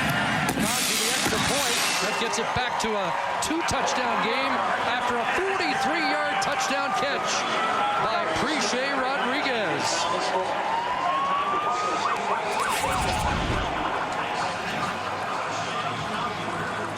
Hamilton Tiger Cat, good year a couple of years ago. His numbers dropped this year. Now he's just reacting to Darian Durant. His route is an out, a quick out there, but he sees Durant scrambling around, stepping up in the pocket, moving to buy some time. So if you have an intermediate or short route as a receiver and your quarterback scrambles, you go deep. That's what Preche Rodriguez did and was wide open. Runner-up to Weston Dressler for Rookie of the Year 2 seasons ago when he had over 1,000 yards. Injury-plagued 09, and boy, the Roughriders want to see the 08 version of Big Play Rodriguez. Way to go, Preche. Way to get him first. And I know that Ryan Getzlaf is pumped to see his brother's team start to fight their way back into it.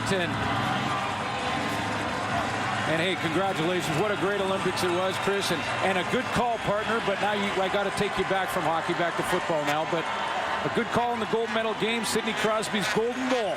Thrill for everybody. Loved it. Thank you. And Ryan celebrating with his fiancée. They'll be married in August. I think I've ever felt more patriotic than those 2 weeks. Tim Maypierre wants an encore performance.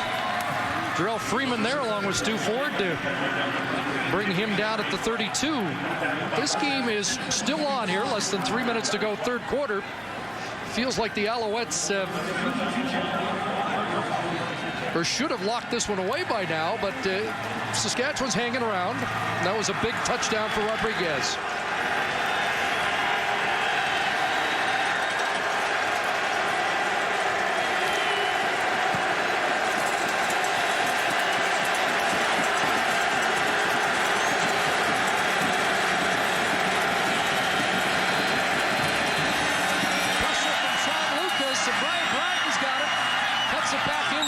And Bratton has a first down to the 44-yard line. The safety, James Patrick, takes him down.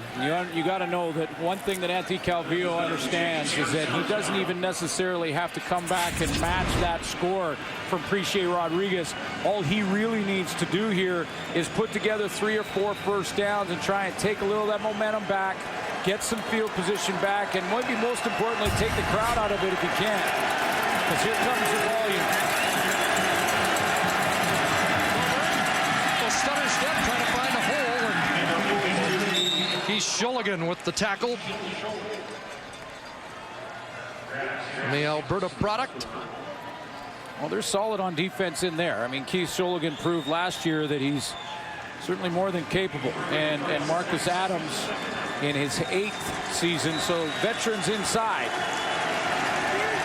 Just haven't called the names of the outside guys much. No, and that's the question.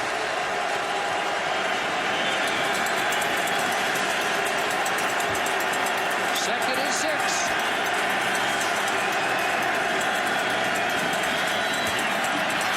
And it's time and up through the hands of Cahoon, which you don't see often. Catchable ball, but I don't think that Ben Cahoon was going to get first down territory unless he came up with a real miraculous type of move on Sean Lucas. Sean Lucas had a good close on him. And what the Riders do here is they decide to go with 3-man pressure and just zone it off rather than get a man-to-man matchup, which they've had trouble with, especially in the wide side corner. You see the angle from Lucas. I don't think that Ben Cahoon gets a first down, even if he does catch it.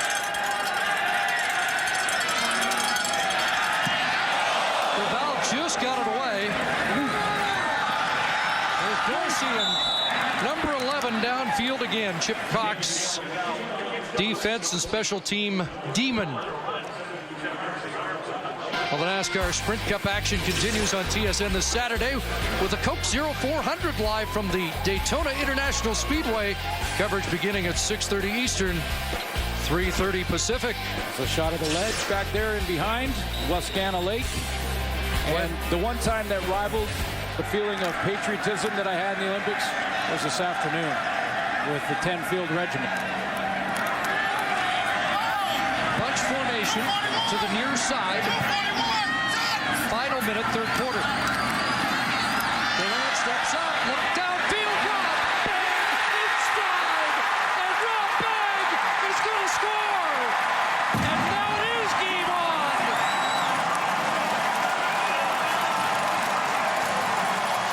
This team will battle.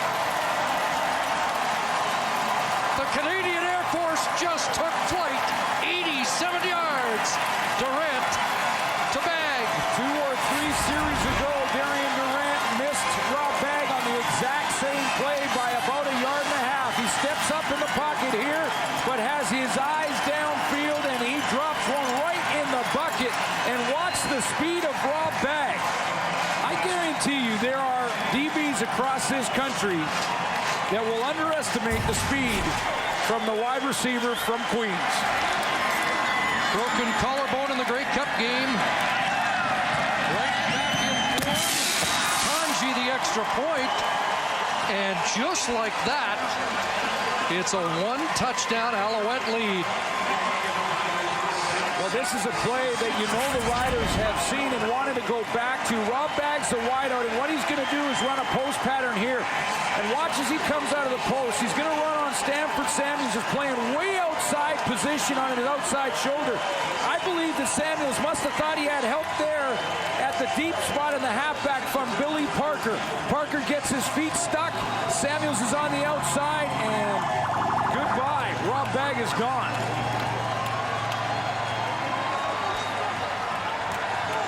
Over 800 yards last year, and no play bigger than that last season. 87 yards, and suddenly Saskatchewan's back in it. They've had to grind today to get back in it. And now with the big play, they are within a touchdown. And the field goal before the half that wasn't taken by the Alouettes looms large right now if they can get a stop.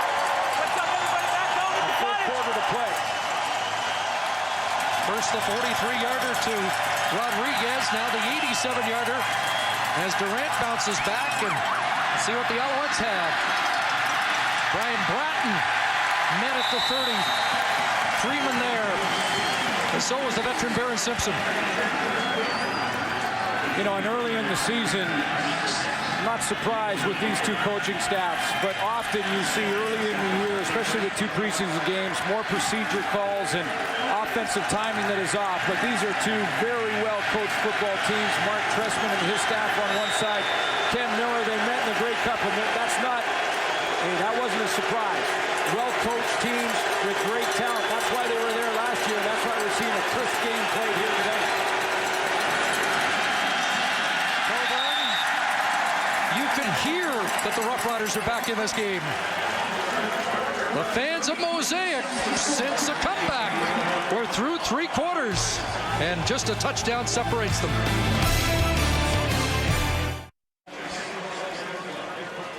Third quarter stats are brought to you by Tim Hortons, proud sponsor of the CFL. Chris Schultz talked about it at halftime that the Saskatchewan Roughriders, to get back in this game, are going to have to throw the ball better.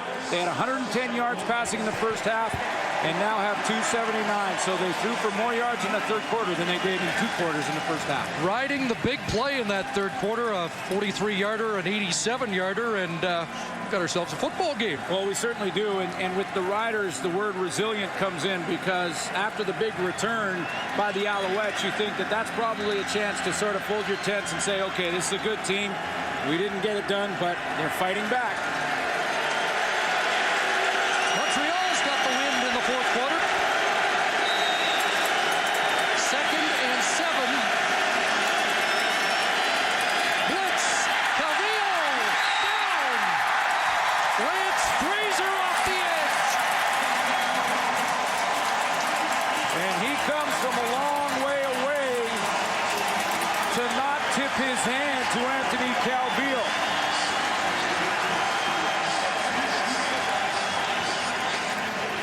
Lance Fraser is going to come from way back in the secondary. In fact, you can't see him. He's coming from over here. Anthony Calvillo in the shotgun. It's a couple of steamboats, but great speed. Calvillo tries to step up and avoid him, but Fraser gets just enough, and the Owls have to kick again. Damon Duval fighting the sun here. And a snap, but he fielded on the bounce. Dorsey. Penalty marker. Dorsey down at the 43. Again, Walter Spencer and Diamond Ferry downfield in a hurry, and they've limited Dominique Dorsey's return yardage today. I think this will be an illegal block. It'll push it back, and the Alouettes more out of this punt. You know, about 4 or 5 series ago, I was talking about how with the lead, Montreal is going to back up a little bit, not give up big plays. Saskatchewan number 25 on the return. 10-yard penalty, first down. LaRon Mitchell called. Because that's usually how the mindset goes for a defense. You say, okay, let's just not give up a big play where the quarterback throws it and they score in one throw. Well, appreciate Rodriguez, beat him on the outside. Got a little too tight there, and then Rob Bagg right here. He gets in behind. So in 2 throws, the Riders right back in this football game, and the secondary has been caught a couple times for Montreal. Play action fake, Durant rolling and takes off. And Durant with a nice move to avoid contact and get the first down. Right now, the difference in the football game, the 122-yard missed field goal return for Tim Mabray. Durant on those big plays has stepped up in the pocket to throw. This time they're going to do play action and get him out on the edge to keep that defensive line for the Montreal Alouettes guessing. Is he going to step up and try and avoid us there, or is he going to get out to the outside? 52 yards rushing for Durant the game at the 42. Ball knocked down, and Anwar Stewart, who had an interception against the Roughriders last year, almost had one in week 1. Anwar Stewart has 9 career interceptions as a defensive lineman, and he scored some touchdowns off it as well. And he gets cut blocked there, and only because he had a lineman on his knees did he not intercept his 10th in his career. 3 interception touchdown returns for Stewart. 2nd and 10. Durant over the middle, and he's got Fantus. Andy Fantus has been relatively quiet in the season opener. That's a big first down catch of 14. Canada Day, Grey Cup rematch, 2 well-coached teams. The Owls had flipped the table on the Saskatchewan Roughriders from the Grey Cup and had that 14-point halftime lead. But the Riders are rolling now. Ken Miller fills Fantus. Can get up to around 1,500 yards receiving this year. Got another here. And he should be close to another first down. I liked about what he did here. Andy Fantus recognized the situation in a hurry, and rather than turn around, try to make some moves and get outside and try and make a huge play out of it, he just grabbed as many yards as he could quickly, lowered his shoulder, caught it, headed straight upfield, and moved the chain. Well, at least he got close. So Bag with the 87-yard touchdown catch. Now Fantus getting involved more. It's starting to look a little bit more like 2009. Second down. Cates breaks a tackle, has a first down, and is dropped with a safety net. You prove. But the Roughriders now have a first down at the Alouette 30, threatening to tie this game. Yeah, they are the true sense of the word when you talk about the fans here at Mosaic, because when this team was down by 14, they came out, the fans in the second half, and really got behind their football team, and they've rallied behind the fans. After that big return, the Riders could have folded the tent, but they're breaking tackles and moving the football. Started at the 29. This is the 6th play of the drive. Cates again. Big hole. Yes, Cates to the 10. Crew saves a touchdown.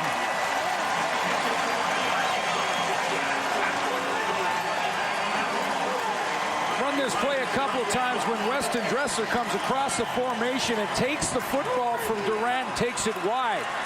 Well, this is a progression of that play with Dressler right here coming across in this direction, but doesn't get the ball. It's a fake to him, and underneath going the opposite way is Wes Cates. Little misdirection confuses the Owls defense. A 100-yard rushing day for Wes Cates after that 21-yard romp.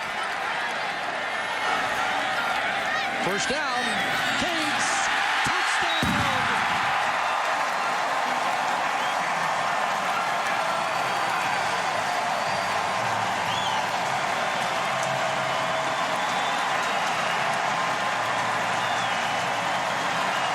Three consecutive second-half touchdowns. They're a point away from tying the game.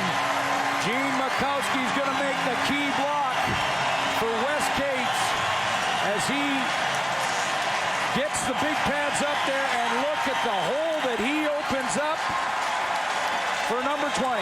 Old Faithful in his 16th year, 37-year-old Gene Makowski opening the road up. It is something else in this park. This game is tied. You're watching the Rona Canada Day kickoff.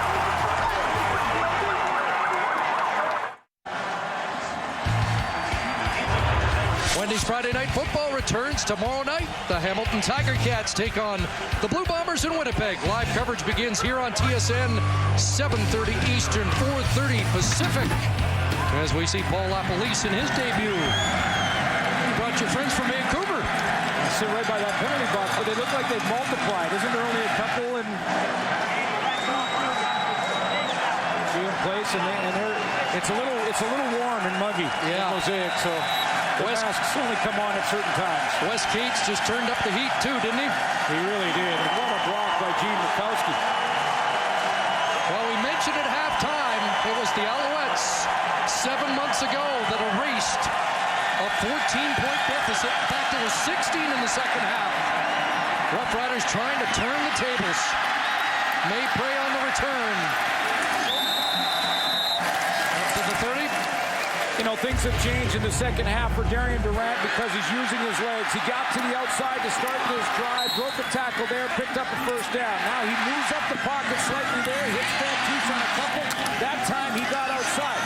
Now with his movement, he's opening up some running lanes for Wes Cates, who's breaking his own tackles and getting into the secondary before he really is untouched. That's Matthew Prue a couple of times trying to get him down to the ground. Wes Cates is back. 3 straight touchdowns. Cates the third. The first by Rodriguez. Got the fans back in it. And they're in it now.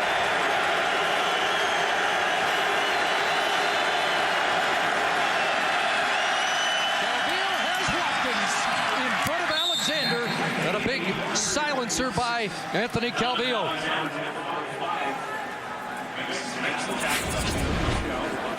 Anthony Calvillo is going to that wide side where he had early success deep. Kerry Watkins got in behind Donovan Alexander a couple of times, so this is the result of that. Now, you can hit the intermediate ones because you know one thing, Alexander's got to back up a few steps on that guy. 25 for Kerry Watkins. Hill is knocked down and almost picked off. Sean Lucas got his mitts up. And when Ken Miller at halftime with Sarah talked about getting pressure on Anthony Calvillo, this is what he talked about. Right at the top left of your screen, you're going to see Sean Lucas coming off the edge. He's put some pressure on Anthony Calvillo, and he knocks that one down. It's almost intercepted, but the pressure has come from linebackers. That's how he's tried to change things up, and it's been working.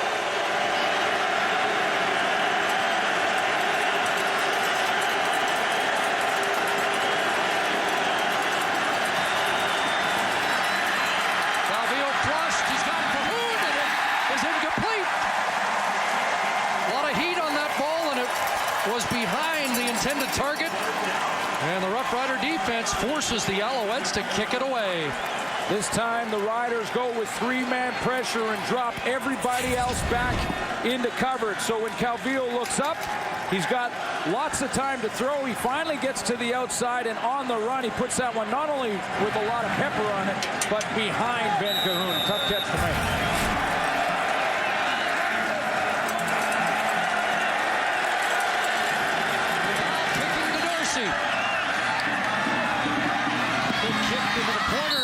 Forces Dorsey to walk the tightrope.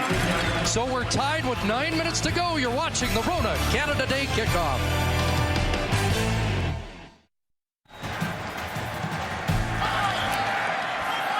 While the opener full of intrigue now, with under 9 minutes to go, Saskatchewan the football, and Weston Dressler does hang on. We're a catch over the middle, up at the 28-yard line.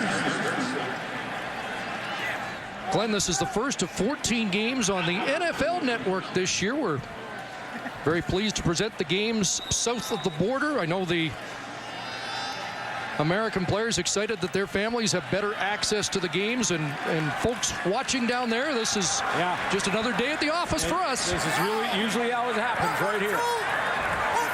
A shootout at Mosaic, second down. Durant to rock bag, he's got another first. Stepping in front of Stanford Samuels. A couple things that have made the difference for Durant. I mentioned him moving around in the pocket, stepping up, and buying himself some more time. He's done that well and done it with his eyes down the field. Made a couple of big plays to give himself and his offense some confidence. And it looks to me right now on the other side, the Owls defense starting to fatigue. Hands on the hips is the sign, and missed tackles is the other.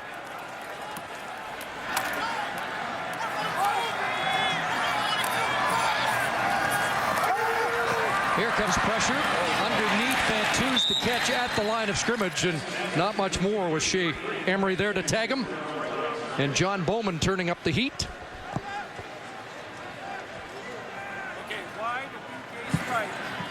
A hot, muggy, early evening in Regina. Yeah, and you could see John Bowman walking back to the huddle with his hands right on his hips, taking every second before he gets down in his three-point stance. Early in the year, got to get that game shape back. 2nd and 10.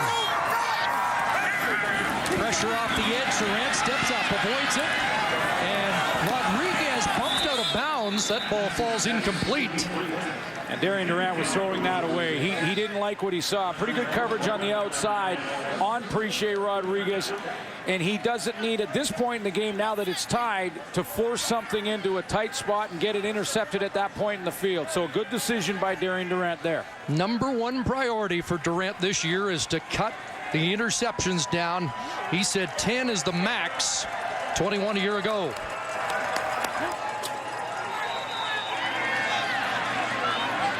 There's the rookie Maypray, who has dazzled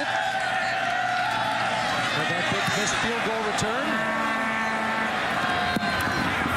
And that ball will bounce out at the 39. Alouette football when we come back in a tie game.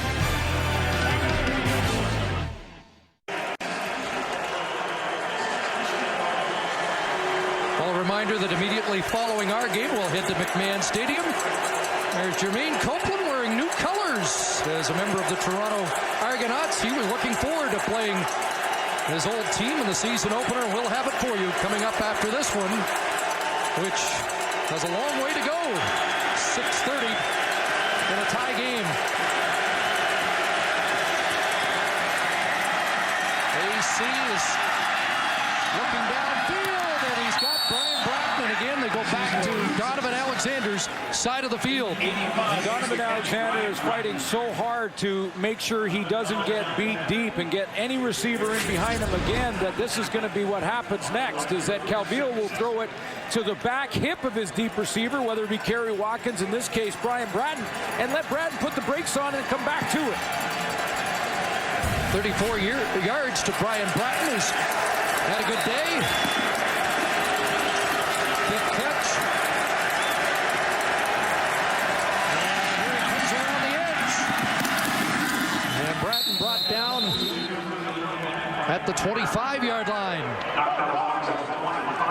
The Saskatchewan defense, this is where they really relied on Eddie Davis, the veteran defensive back in the secondary, to go out there and maybe calm Donovan Alexander down a bit. Omar Morgan can't, and look at the confusion on the Saskatchewan defense. They're trying to get everybody lined up right. So a good-looking drive for the Alouettes. Brian Bratton, a big part of it. Working their way into field goal range and thinking about more. First down at the Roughrider 25. Calvillo under pressure, speeds away for 2, and gets 5 when it looked like there was nothing available.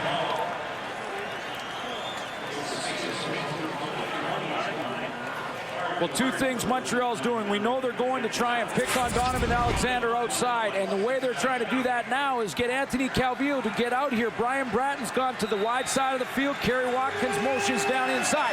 Now he gets him outside, so now it's not as far as the throw, but look at the coverage. This time up front, you got safety help from James Patrick, the safety, and that's why Alexander was okay on that play. 5 for AC, 2nd and 5. Roughriders sending, but are picked up into the end zone for Jamal Richardson. Incomplete. Penalty marker down in a real battle at the end line between Chris McKenzie and Richardson, and Omar Morgan trying to sell that was an uncatchable football. Yeah, and that's what they're talking about, not whether or not contact was made, because clearly contact was made. But the question this year, and again, this is a change, but the question this year is, was it a catchable football? Saskatchewan number 39 in goal. First down on the 1-yard line. There's the man who replaces the veteran Eddie Davis, Chris McKenzie. And this is when you need that leadership. Confusion on the last call. Now, was this catchable is the question. There's contact. So there's pass interference. Yeah. Yep. It hit his hands. Hit his hands at the end line. Off his hands, and he is no question very there. much in. No question there. At least 1 foot down. That's right. You only need one. First and goal. Alouettes trying to regain the lead. Collapse here in the second half. Coburn, touchdown. And Montreal gets it back. Avon Coburn into the end zone. Calm, cool Anthony Calvillo after struggling in the third. And that offense really getting bogged down. Some linebacker pressure. He goes back to what worked in the first half, working the outside, and finishes it off with a touchdown run to Avon Coburn, the Grey Cup MVP. So a costly pass interference penalty call. Coburn makes them pay. Alouettes scored over 40 points in their first 3 starts a year ago. And Duval makes it 40 in the season opener for 2010. And a touchdown lead for Anthony Calvillo and company with just under 3.5 minutes left. Good example there, too, of the leadership in Montreal and maybe the void in leadership and the defense for the Saskatchewan Roughriders and how they lost a guy like Eddie Davis in that secondary. We saw a couple of plays before the interference. We saw some confusion in that defense. Calvillo calm and cool. Got a good drive together, finished it off on the right side of that offensive line. Opened up a nice hole for Avon Coburn. 71-yard drive. 4 plays in the penalty. And Avon calling for the go-ahead touchdown. Hey, man. Tell son, look out for it. How you be?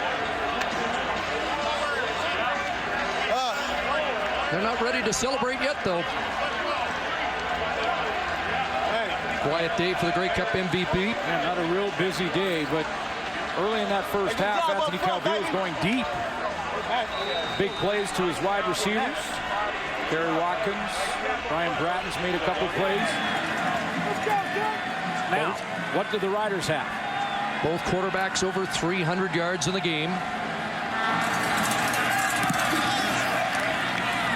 Duval boots it deep and just inside the goal line. Dorsey hasn't exploded yet. Maybe here. Penalty marker down. As Dorsey is dropped at the 45 by the kicker Duval. And this is a big penalty.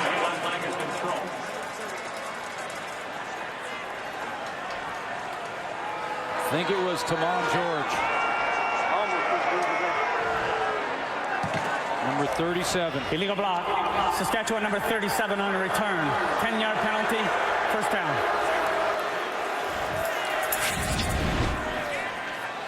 Regina product, Tamon George. Number 37, and this is a big one because it takes a ton of field position away, but you can see right here as he gets the back, I believe it was Billy Parker, who did a nice job to try and beat the block to get inside, and he hits him where the name tag is.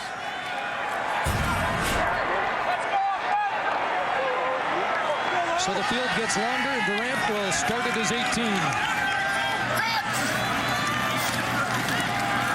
Pressure coming. Throws it up for grabs, and Getzlaff's got it. Chris Getzlaff still going. And finally dragged down at the 35. A ball that looked like it was up for grabs turns into another big Rough Rider play. Ryan likes it. Chris has got him back into scoring position.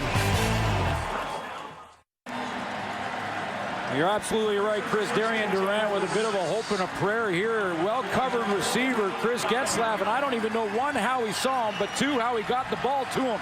That upper body strength Matt Dunnigan talked about, he worked in the offseason, and that paid off there as Getzlaff wins the jump ball on Emery. And takes it 56 yards. So at the 35, first down, pressure on Durant. Looks for Dressler. Off his fingertips, nearly a circus catch, and Dressler with a veteran push-off there to create some separation. Yeah, he did, and Montreal confident in their secondary to play man-to-man defense in this situation. And you can see right there, Gerald Brown trying to fight through the traffic to get there. Does regain position and just inches away for Weston Dressler. Huge play upcoming. 2.5 to go. 2nd and 10. Enough time that if this is unsuccessful, you kick the field goal, or are they in 3-down territory now? Ken Miller may have a decision. Free play for Durant, who looks to the corner, and again, good coverage by Chip Cox. Chris Getzlaff thinks the coverage was too good. Oh, what a play by Getzlaff to get into this position. Now, this is against Montreal, and it looked like they jumped. It puts Darian Durant in 2nd down again. Offside, Montreal number 9. 5-yard penalty, remains 2nd down. That's Anwar Stewart, number 9. He lines up down in that 3-point stance, the 2 feet and the hand on the ground, and let's see if he gets the jump.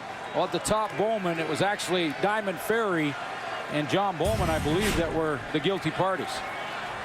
So 2nd down over, 2nd and 5 from the 30.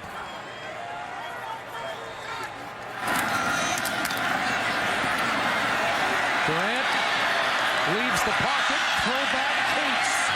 As Cates makes the man miss, and it is down at the 24-yard line. That's a 1st down. Dix knocked him off stride, but enough to move the chains. And a little more magic from the quarterback in his 2nd year as a starter in Saskatchewan.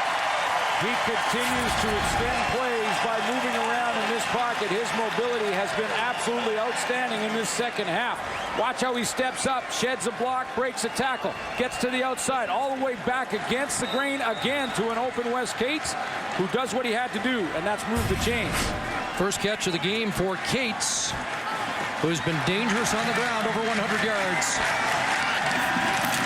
Back in his hands. And Cates broke a tackle or two before Shea Emery said enough of that.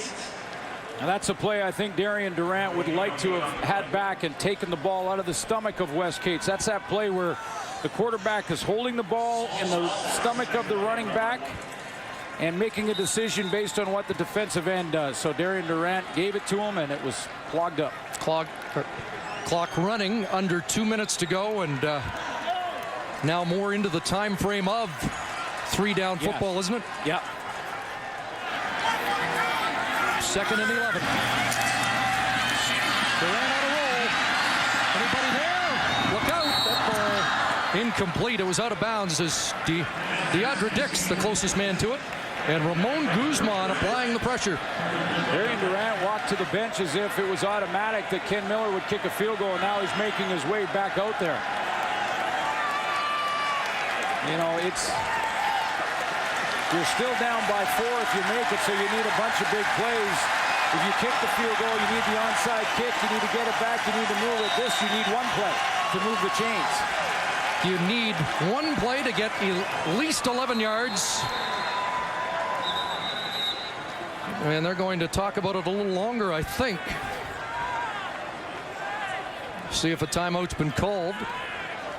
Alouette coaches are on the field. Looks like timeout, Montreal. Yes, Montreal has called the timeout. You know, I'm wondering if Mark Trestman looked at his defensive linemen and just thought they needed a rest. A play that decides really the outcome of the game right here in 3rd and 10. He looked over there, not sure. He would like to have that timeout if the Riders score.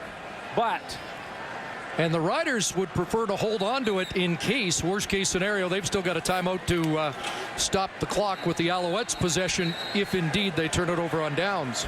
But to make sure you have the right defense called and to make sure your players get a little bit of a rest on the big play right here to determine the game, I think this is a good decision by Trestman.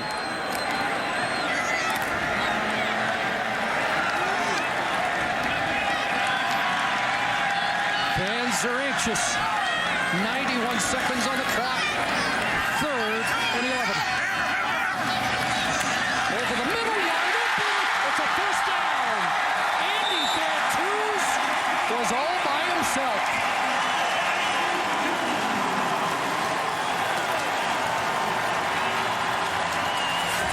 We did have a Darian Durant just couldn't wait to pull the trigger on that one when he saw how far off Billy Parker really was lined up. There's Fantus in the slot back spot right on the hash mark. Now watch with the big push and then a little turn inside. Billy Parker way off him by 10 yards. First and goal from the 8. The Skates to the 5.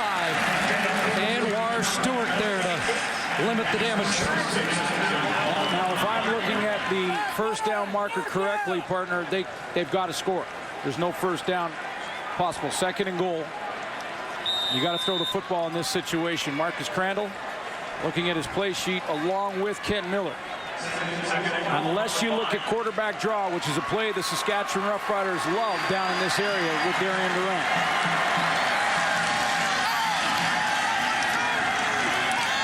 Second and goal from the 5. Durant takes a look. Fantus. Does he have it? Yes. Was he in? No. It's going to be 3rd and 1. Fantus says we need a challenge. They want a challenge. And the officials will have to. You can't call a challenge in the final minute. Did he have control to break the plane?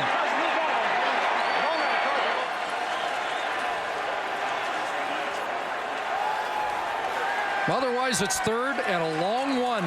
And remember, the football has to cross the plane, not the player. The player in Fantus could have his feet on the other side of the goal line, but that ball has got to cross the plane as well. So it'll be tough from that angle to be able to tell. And did he bobble the football? Well, it looks like he has. He secured it. That ball did not bobble. This will tell us. And that looks like a touchdown. But that, you're right, Chris, has to be reviewed by the upstairs supervising official. Ken Miller cannot throw his flag there. The ball has got to be. The previous play is under review. That's a touchdown because Andy Fantus has sticky hands. Well, you can see he's got possession there and the goal line not even in sight in your picture. Possession. That looks like a touchdown. I don't think there's any question. I thought on first glance there was a bobble, but there wasn't. He was able to secure it. Ended up with it in one hand at the end of the play, but this game looks like it's a convert away from being tied with 42 seconds left.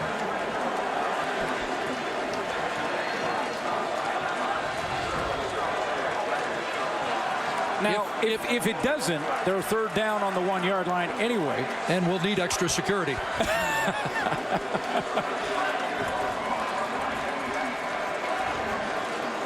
How about this game on Canada Day? Not a bad way to start the 2010 season. Not a bad kickoff. I don't know if many people felt with a 21-point lead early in the 3rd quarter we were going to see this kind of finish.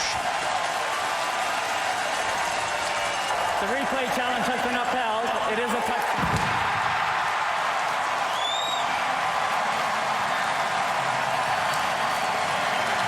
You know what? There's another sport that we've enjoyed for a month that doesn't have video replay. Yeah, they need to get That's why it's good. They need to get it. Because the correct call was made. Whether or not it went from Montreal or Saskatchewan isn't the issue. The issue is the right call was made because you can see as he has possession, Andy Fantus coming back. Clearly, that football has crossed the plane. There it is there in his hands. He's got possession and another step before he even gets close to that goal line. So cut and dry, and the rule was made correctly. So now they need the extra point to draw even again. And they do. This game is tied at 40 apiece. You consider, Chris, how the Grey Cup ended. Right down to the last play. Now, the circumstances have changed. In that it's the Riders coming back from behind. In the Grey Cup a year ago, it was the Owls coming back from behind.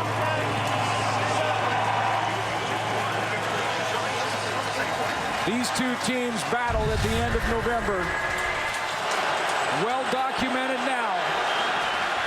The field goal was missed. The Riders felt they had the win on the field, and then the penalty flag.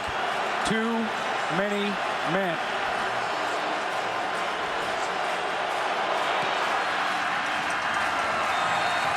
We've played over 119 minutes between these two teams for the last 2 CFL games, and 1 point separated the two teams through all that time. And Calvillo has time. This kickoff very important, and the possibility of a return. Remember, the Owls have one return already for a touchdown.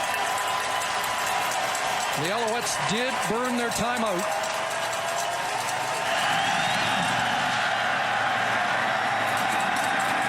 And the youngster Mayplay. A good return, and then Neil Hughes sticks him. Tonight's game story is brought to you by Mr. Lube. The newcomer, Tim Maypray, with a long touchdown. That gave the Montreal Alouettes a lead. Darian Durant has fought his way back in this one. 402 yards using his legs. Wes Cates is back, but Montreal has time. 35 seconds for the 17-year veteran, Anthony Calvillo, to move the football, and you gotta believe he's gonna go after Donovan Alexander on the outside. They start at their 38. Underneath it goes. Coburn dropped out at the 43. Tackle made by Chris McKenzie. Who was called on the pass interference. Sorry, Chris. Damon Duval's Alouettes have the wind. long kick a year ago, 53 yards. The Alouettes do have a slight breeze at their back. About 25, 30 yards to put them in range. Again, the clock running without the timeout. Second down. Nobody open there. Calvillo's going to have a jump here. They go to Alexander's side again. And it's incomplete. Donovan Alexander fights off S.J. Green to make his most important defensive play of the day. And fights off some demons that he has experienced throughout this game, because it has been a tough one for number 5. Beaten for touchdowns a couple of times. He's had his issues, and he was on that island again. Calvillo going after him with the deep ball. S.J. Green in the jump ball, and Donovan Alexander with his best coverage of the night. First game of a brand new season, and apparently headed to overtime, barring something very unforeseen.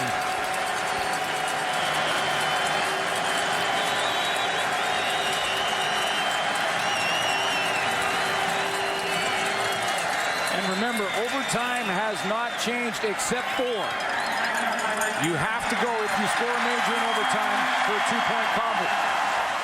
No more single points after majors in overtime. Other than that, the format is the same, and looks like we're going to overtime. Duval comes on. He's just going to take it, run around, and get off this 3 seconds off the clock. Burn 3 seconds and regroup for overtime in the season opener. And now the Saskatchewan Roughriders are going to call their timeout. Timeout, Saskatchewan. Jim Daly, the new special teams coordinator out there, very animated at the moment.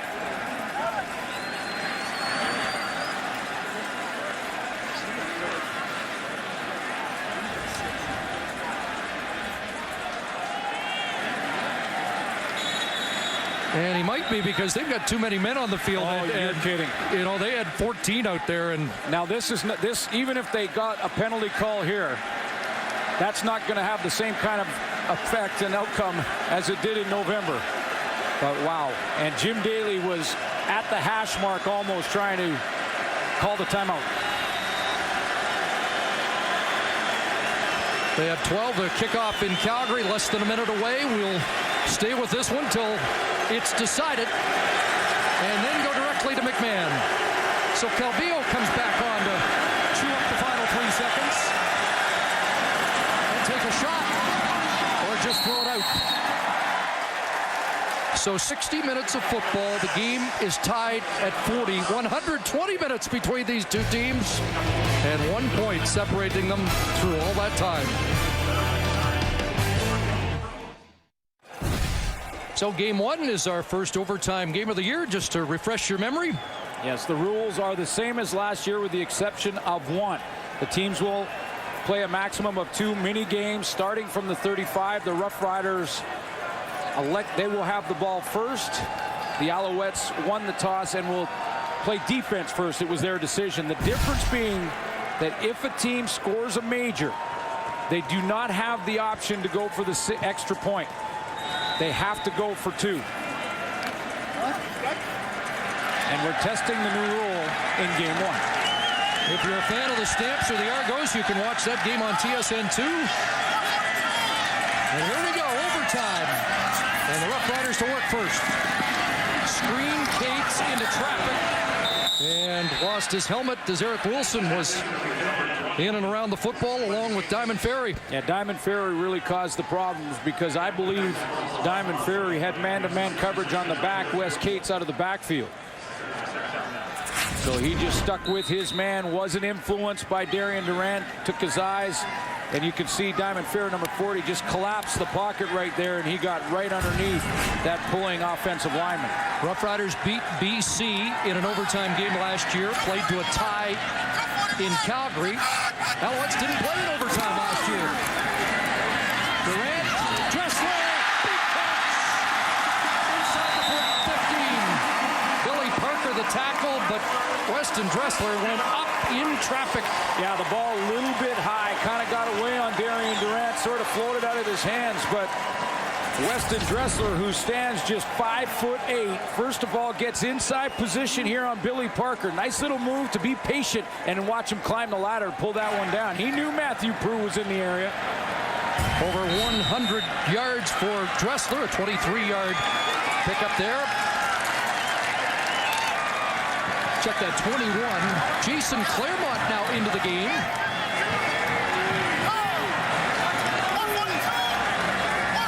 First down. Claremont the catch. And big contact there at the 10. Gerald Brown there defensively. Limited playing time in this game, but Ken Miller says throughout the season we'll see a lot more of Jason Claremont than you did a year ago. He gave Weston Dressler a break there after that long one, and he was the target. Number 82 in the back. In the back of that bunch formation, just over the middle. Played hurt most of last year. A better camp for Jason Claremont. Expecting a better season. 2nd and 6. Durant, end zone. Down. Andy Van Toos. The Canadian Air Force +7. Now the Riders will have to go for 2 points, and boy, were they good at that last year. They were perfect. But that was last year. Boy, we've seen this play over and over again, haven't we? Durant, Van Toos, and a touchdown to give Saskatchewan the lead for the first time since it was 3-0. 6 for 6 in 2-point converts a year ago. Now it's mandatory. Well, this is an interesting set. Out of the eye, they scatter. For 2. And they got it. Or do they? Chris Getzlaff, no. Ruled incomplete. It looked like Getzlaff had it. Durant's going to argue, and we may have that one reviewed. Or will they look at it? He needs possession when he crosses the plane. Durant wants to argue that he had it for long enough. I think they're conferencing now. It looked like he had it. He's in there. And he stripped there. That's 2. That's a 2-point convert. The ruling on the field is a convert. It's good. Yeah, it just took them a second to huddle up, and what they did, and it's a good thing they did. Ryan thinks that they've ruled. No, they've changed it over, Ryan. It's okay. It counted. He was still challenging. Your bro got a 2-point convert. And a good one. And what I'm talking about here is you can see the official right at the goalpost was ducking to get out of the way and wasn't sure. So once they conferenced and they got all the opinions of all the refs. They made the correct call because Getzlaf was in. So now Montreal has to match or it's game over. So now it's Anthony Calvillo against this Rough Rider defense and 30,000 strong. This is why Montreal elected to play defense first. Now they know what they have to get. They have to get the major. They have to get the 2 points to extend the game. And they have to fight this crowd. Well, now they're going to come over, and this may still be under review. Although after watching those replays, it looked clear-cut.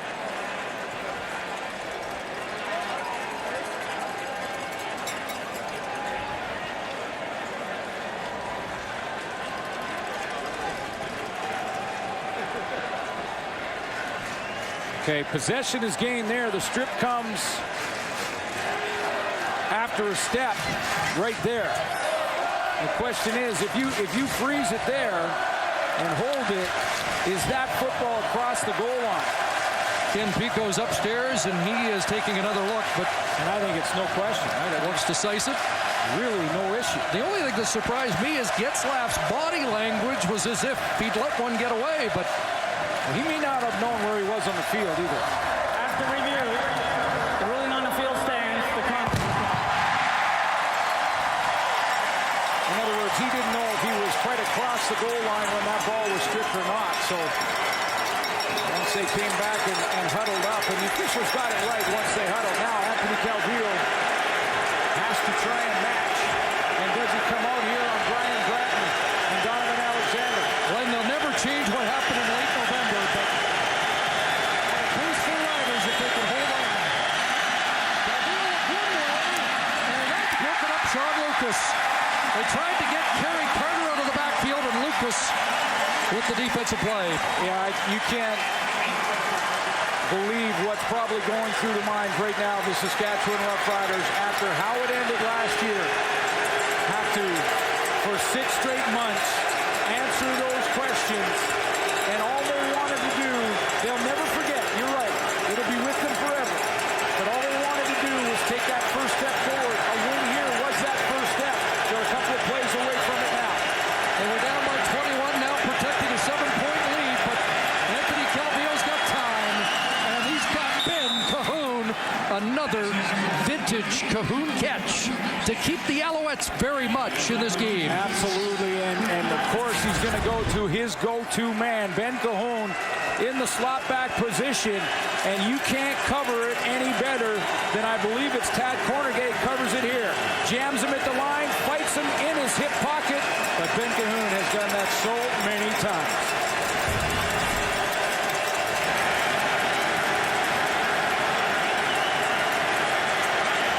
For Cahoon in the first down here in overtime. Calvillo and Sean Lucas there again, and immediately S.J. Green is dropped.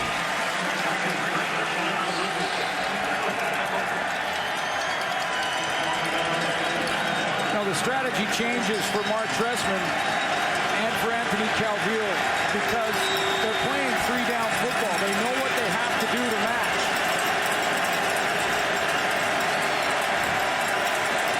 First game of the year, we've had 796 passing yards. 2nd and 10. Quickly, Calvillo, does that pull off the turf? It's incomplete. There's no catch. Janelle Richardson. Umpire Gene Patterson right there. Richardson tried to sell that off his shoe tops. And now it's down to 1 play. 3rd and 10. Not much of an argument at all from Richardson. So Ken Miller said this was a measuring stick game. Well, they've measured up in the second half. 1 play away. What does Anthony Calvillo have left?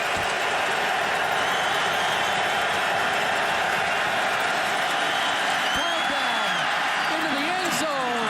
Wide open, but incomplete. What's the flag? 2 flags down. And again, when it looks like that the Roughriders are victorious. Flags are on the field.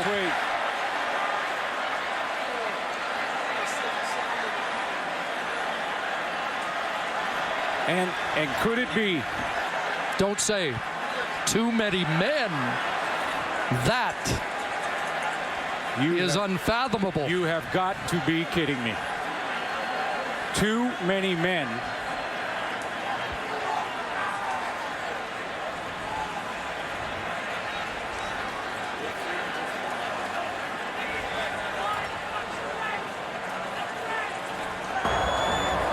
Too many men, Saskatchewan. Oh, my. Half the distance to the goal. First down. And look at the reaction of the fans. Anything but too many men. 1, 2, 3, 4, 5, 6, 7, 8, 9, 10, 11, 12, 13.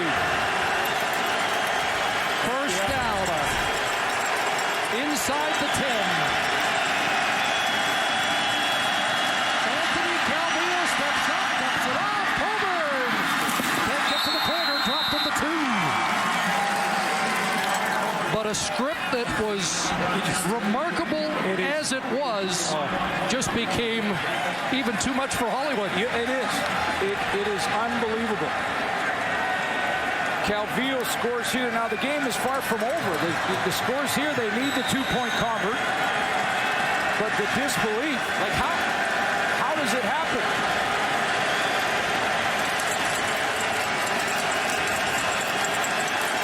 Second and goal from just inside the 1.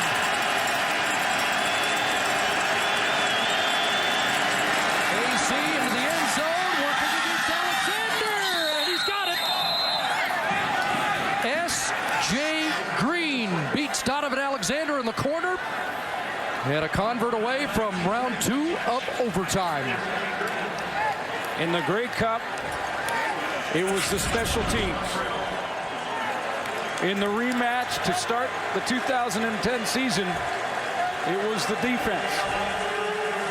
And Calvillo one play away here from tying it, but 2-point converts aren't as easy as they look. You've got to make one play here to extend the football game. Perfect throw by Calvillo, you're right. 2-point convert necessary. What a cool twist of fate. If the Alouettes are able to tie it. But they still need one more play. Back that way, it's incomplete. Oh, what a catch! How did he catch that? That is the catch of the year right now. S.J. Green has tied the game when that ball looked like it was out of reach. And they will take another look at this. But what a catch. Now, did he get his foot in bounds? Is under review. No question they're going to take a look if it's this close to the goal line, but he leaves in bounds. What a catch on the goal line. No doubt the feet are down. Was their possession. It doesn't get better than that. His elbow touched. Now, did his elbow touch inside of the white stripe?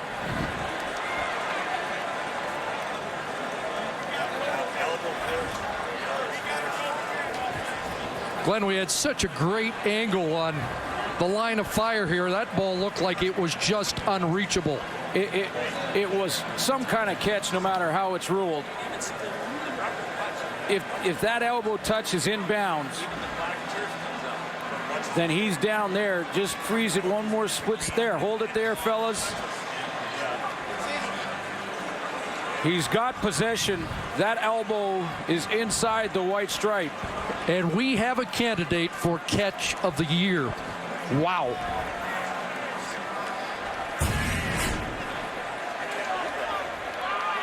After review, the ruling on the field stands. The convert was good. What a catch. What a game.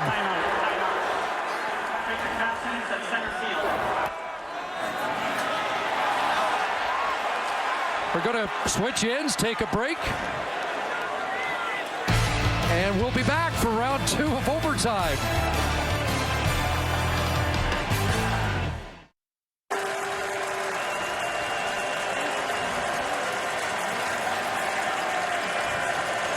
reminder, when this game does reach conclusion, we'll hit to McMahon. No score. Stamps and Argos. That game available on TSN2. We've got another round of overtime. An unbelievable catch by S.J. Green. But you wonder though, Chris, like, how can the Saskatchewan Roughriders bounce back mentally? They have to come out with this series right here and try and bounce back after the too many men. Gary Etcheverry's defense, one too many with the game won. Gave Montreal another chance. Durant with a career high. Alouettes go first this time. And a ball knocked down. Tad Portugay off the edge. Now the Alouettes won the toss at the beginning of overtime, and they elected to play defense first. That's why they're playing offense to start the second game. When you make that decision, you're trying to win it in round one, and now suddenly it does revert to advantage Saskatchewan in the second round. You'd like to know what the other team's done.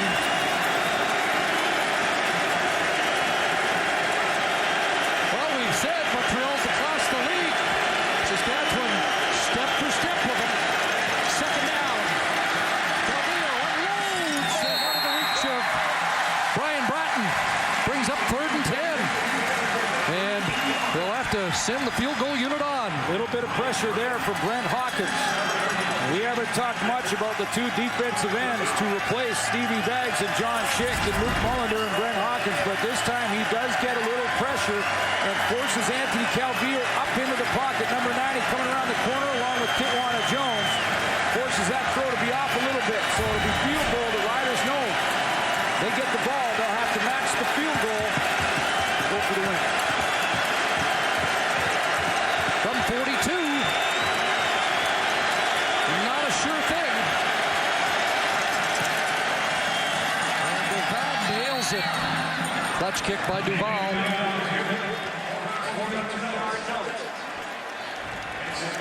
And it's 51-48 in the CFL season opener.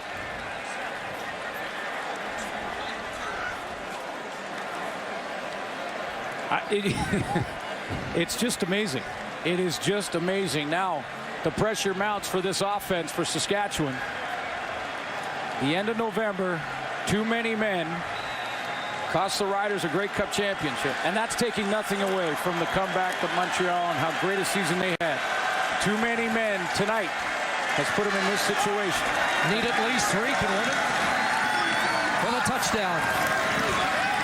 Play action. Looks downfield. Weston Dressler. Catch. Is it a touchdown? They'll mark him at the 2. What a spectacular catch by Dressler. And it's been a showcase for the league in its first game of the year. S.J. Green with a huge catch under pressure to extend it for the Montreal Alouettes and the 2-point convert. And this just about matches it, doesn't it? Coverage all over him. Dressler lays out. Now for the win. From the 3. Kate, no. Now it's Kate. Sticking it.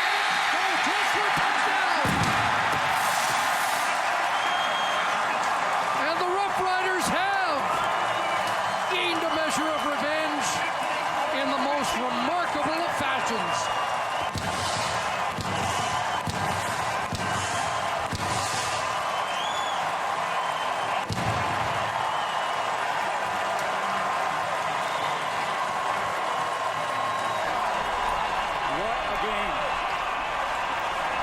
Back-to-back catches for Weston Dressler,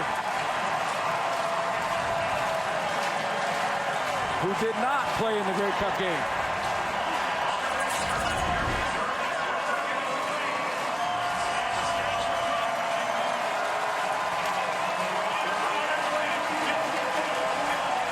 Twice Gerald Brown all over the back of number 7, and twice he comes up with the catch. 5 touchdown passes for Darian Durant. A breathtaking season opener that may have haunted the Roughriders all season long if it hadn't ended like that. Roughriders were down by 21, but they roar back to win in overtime.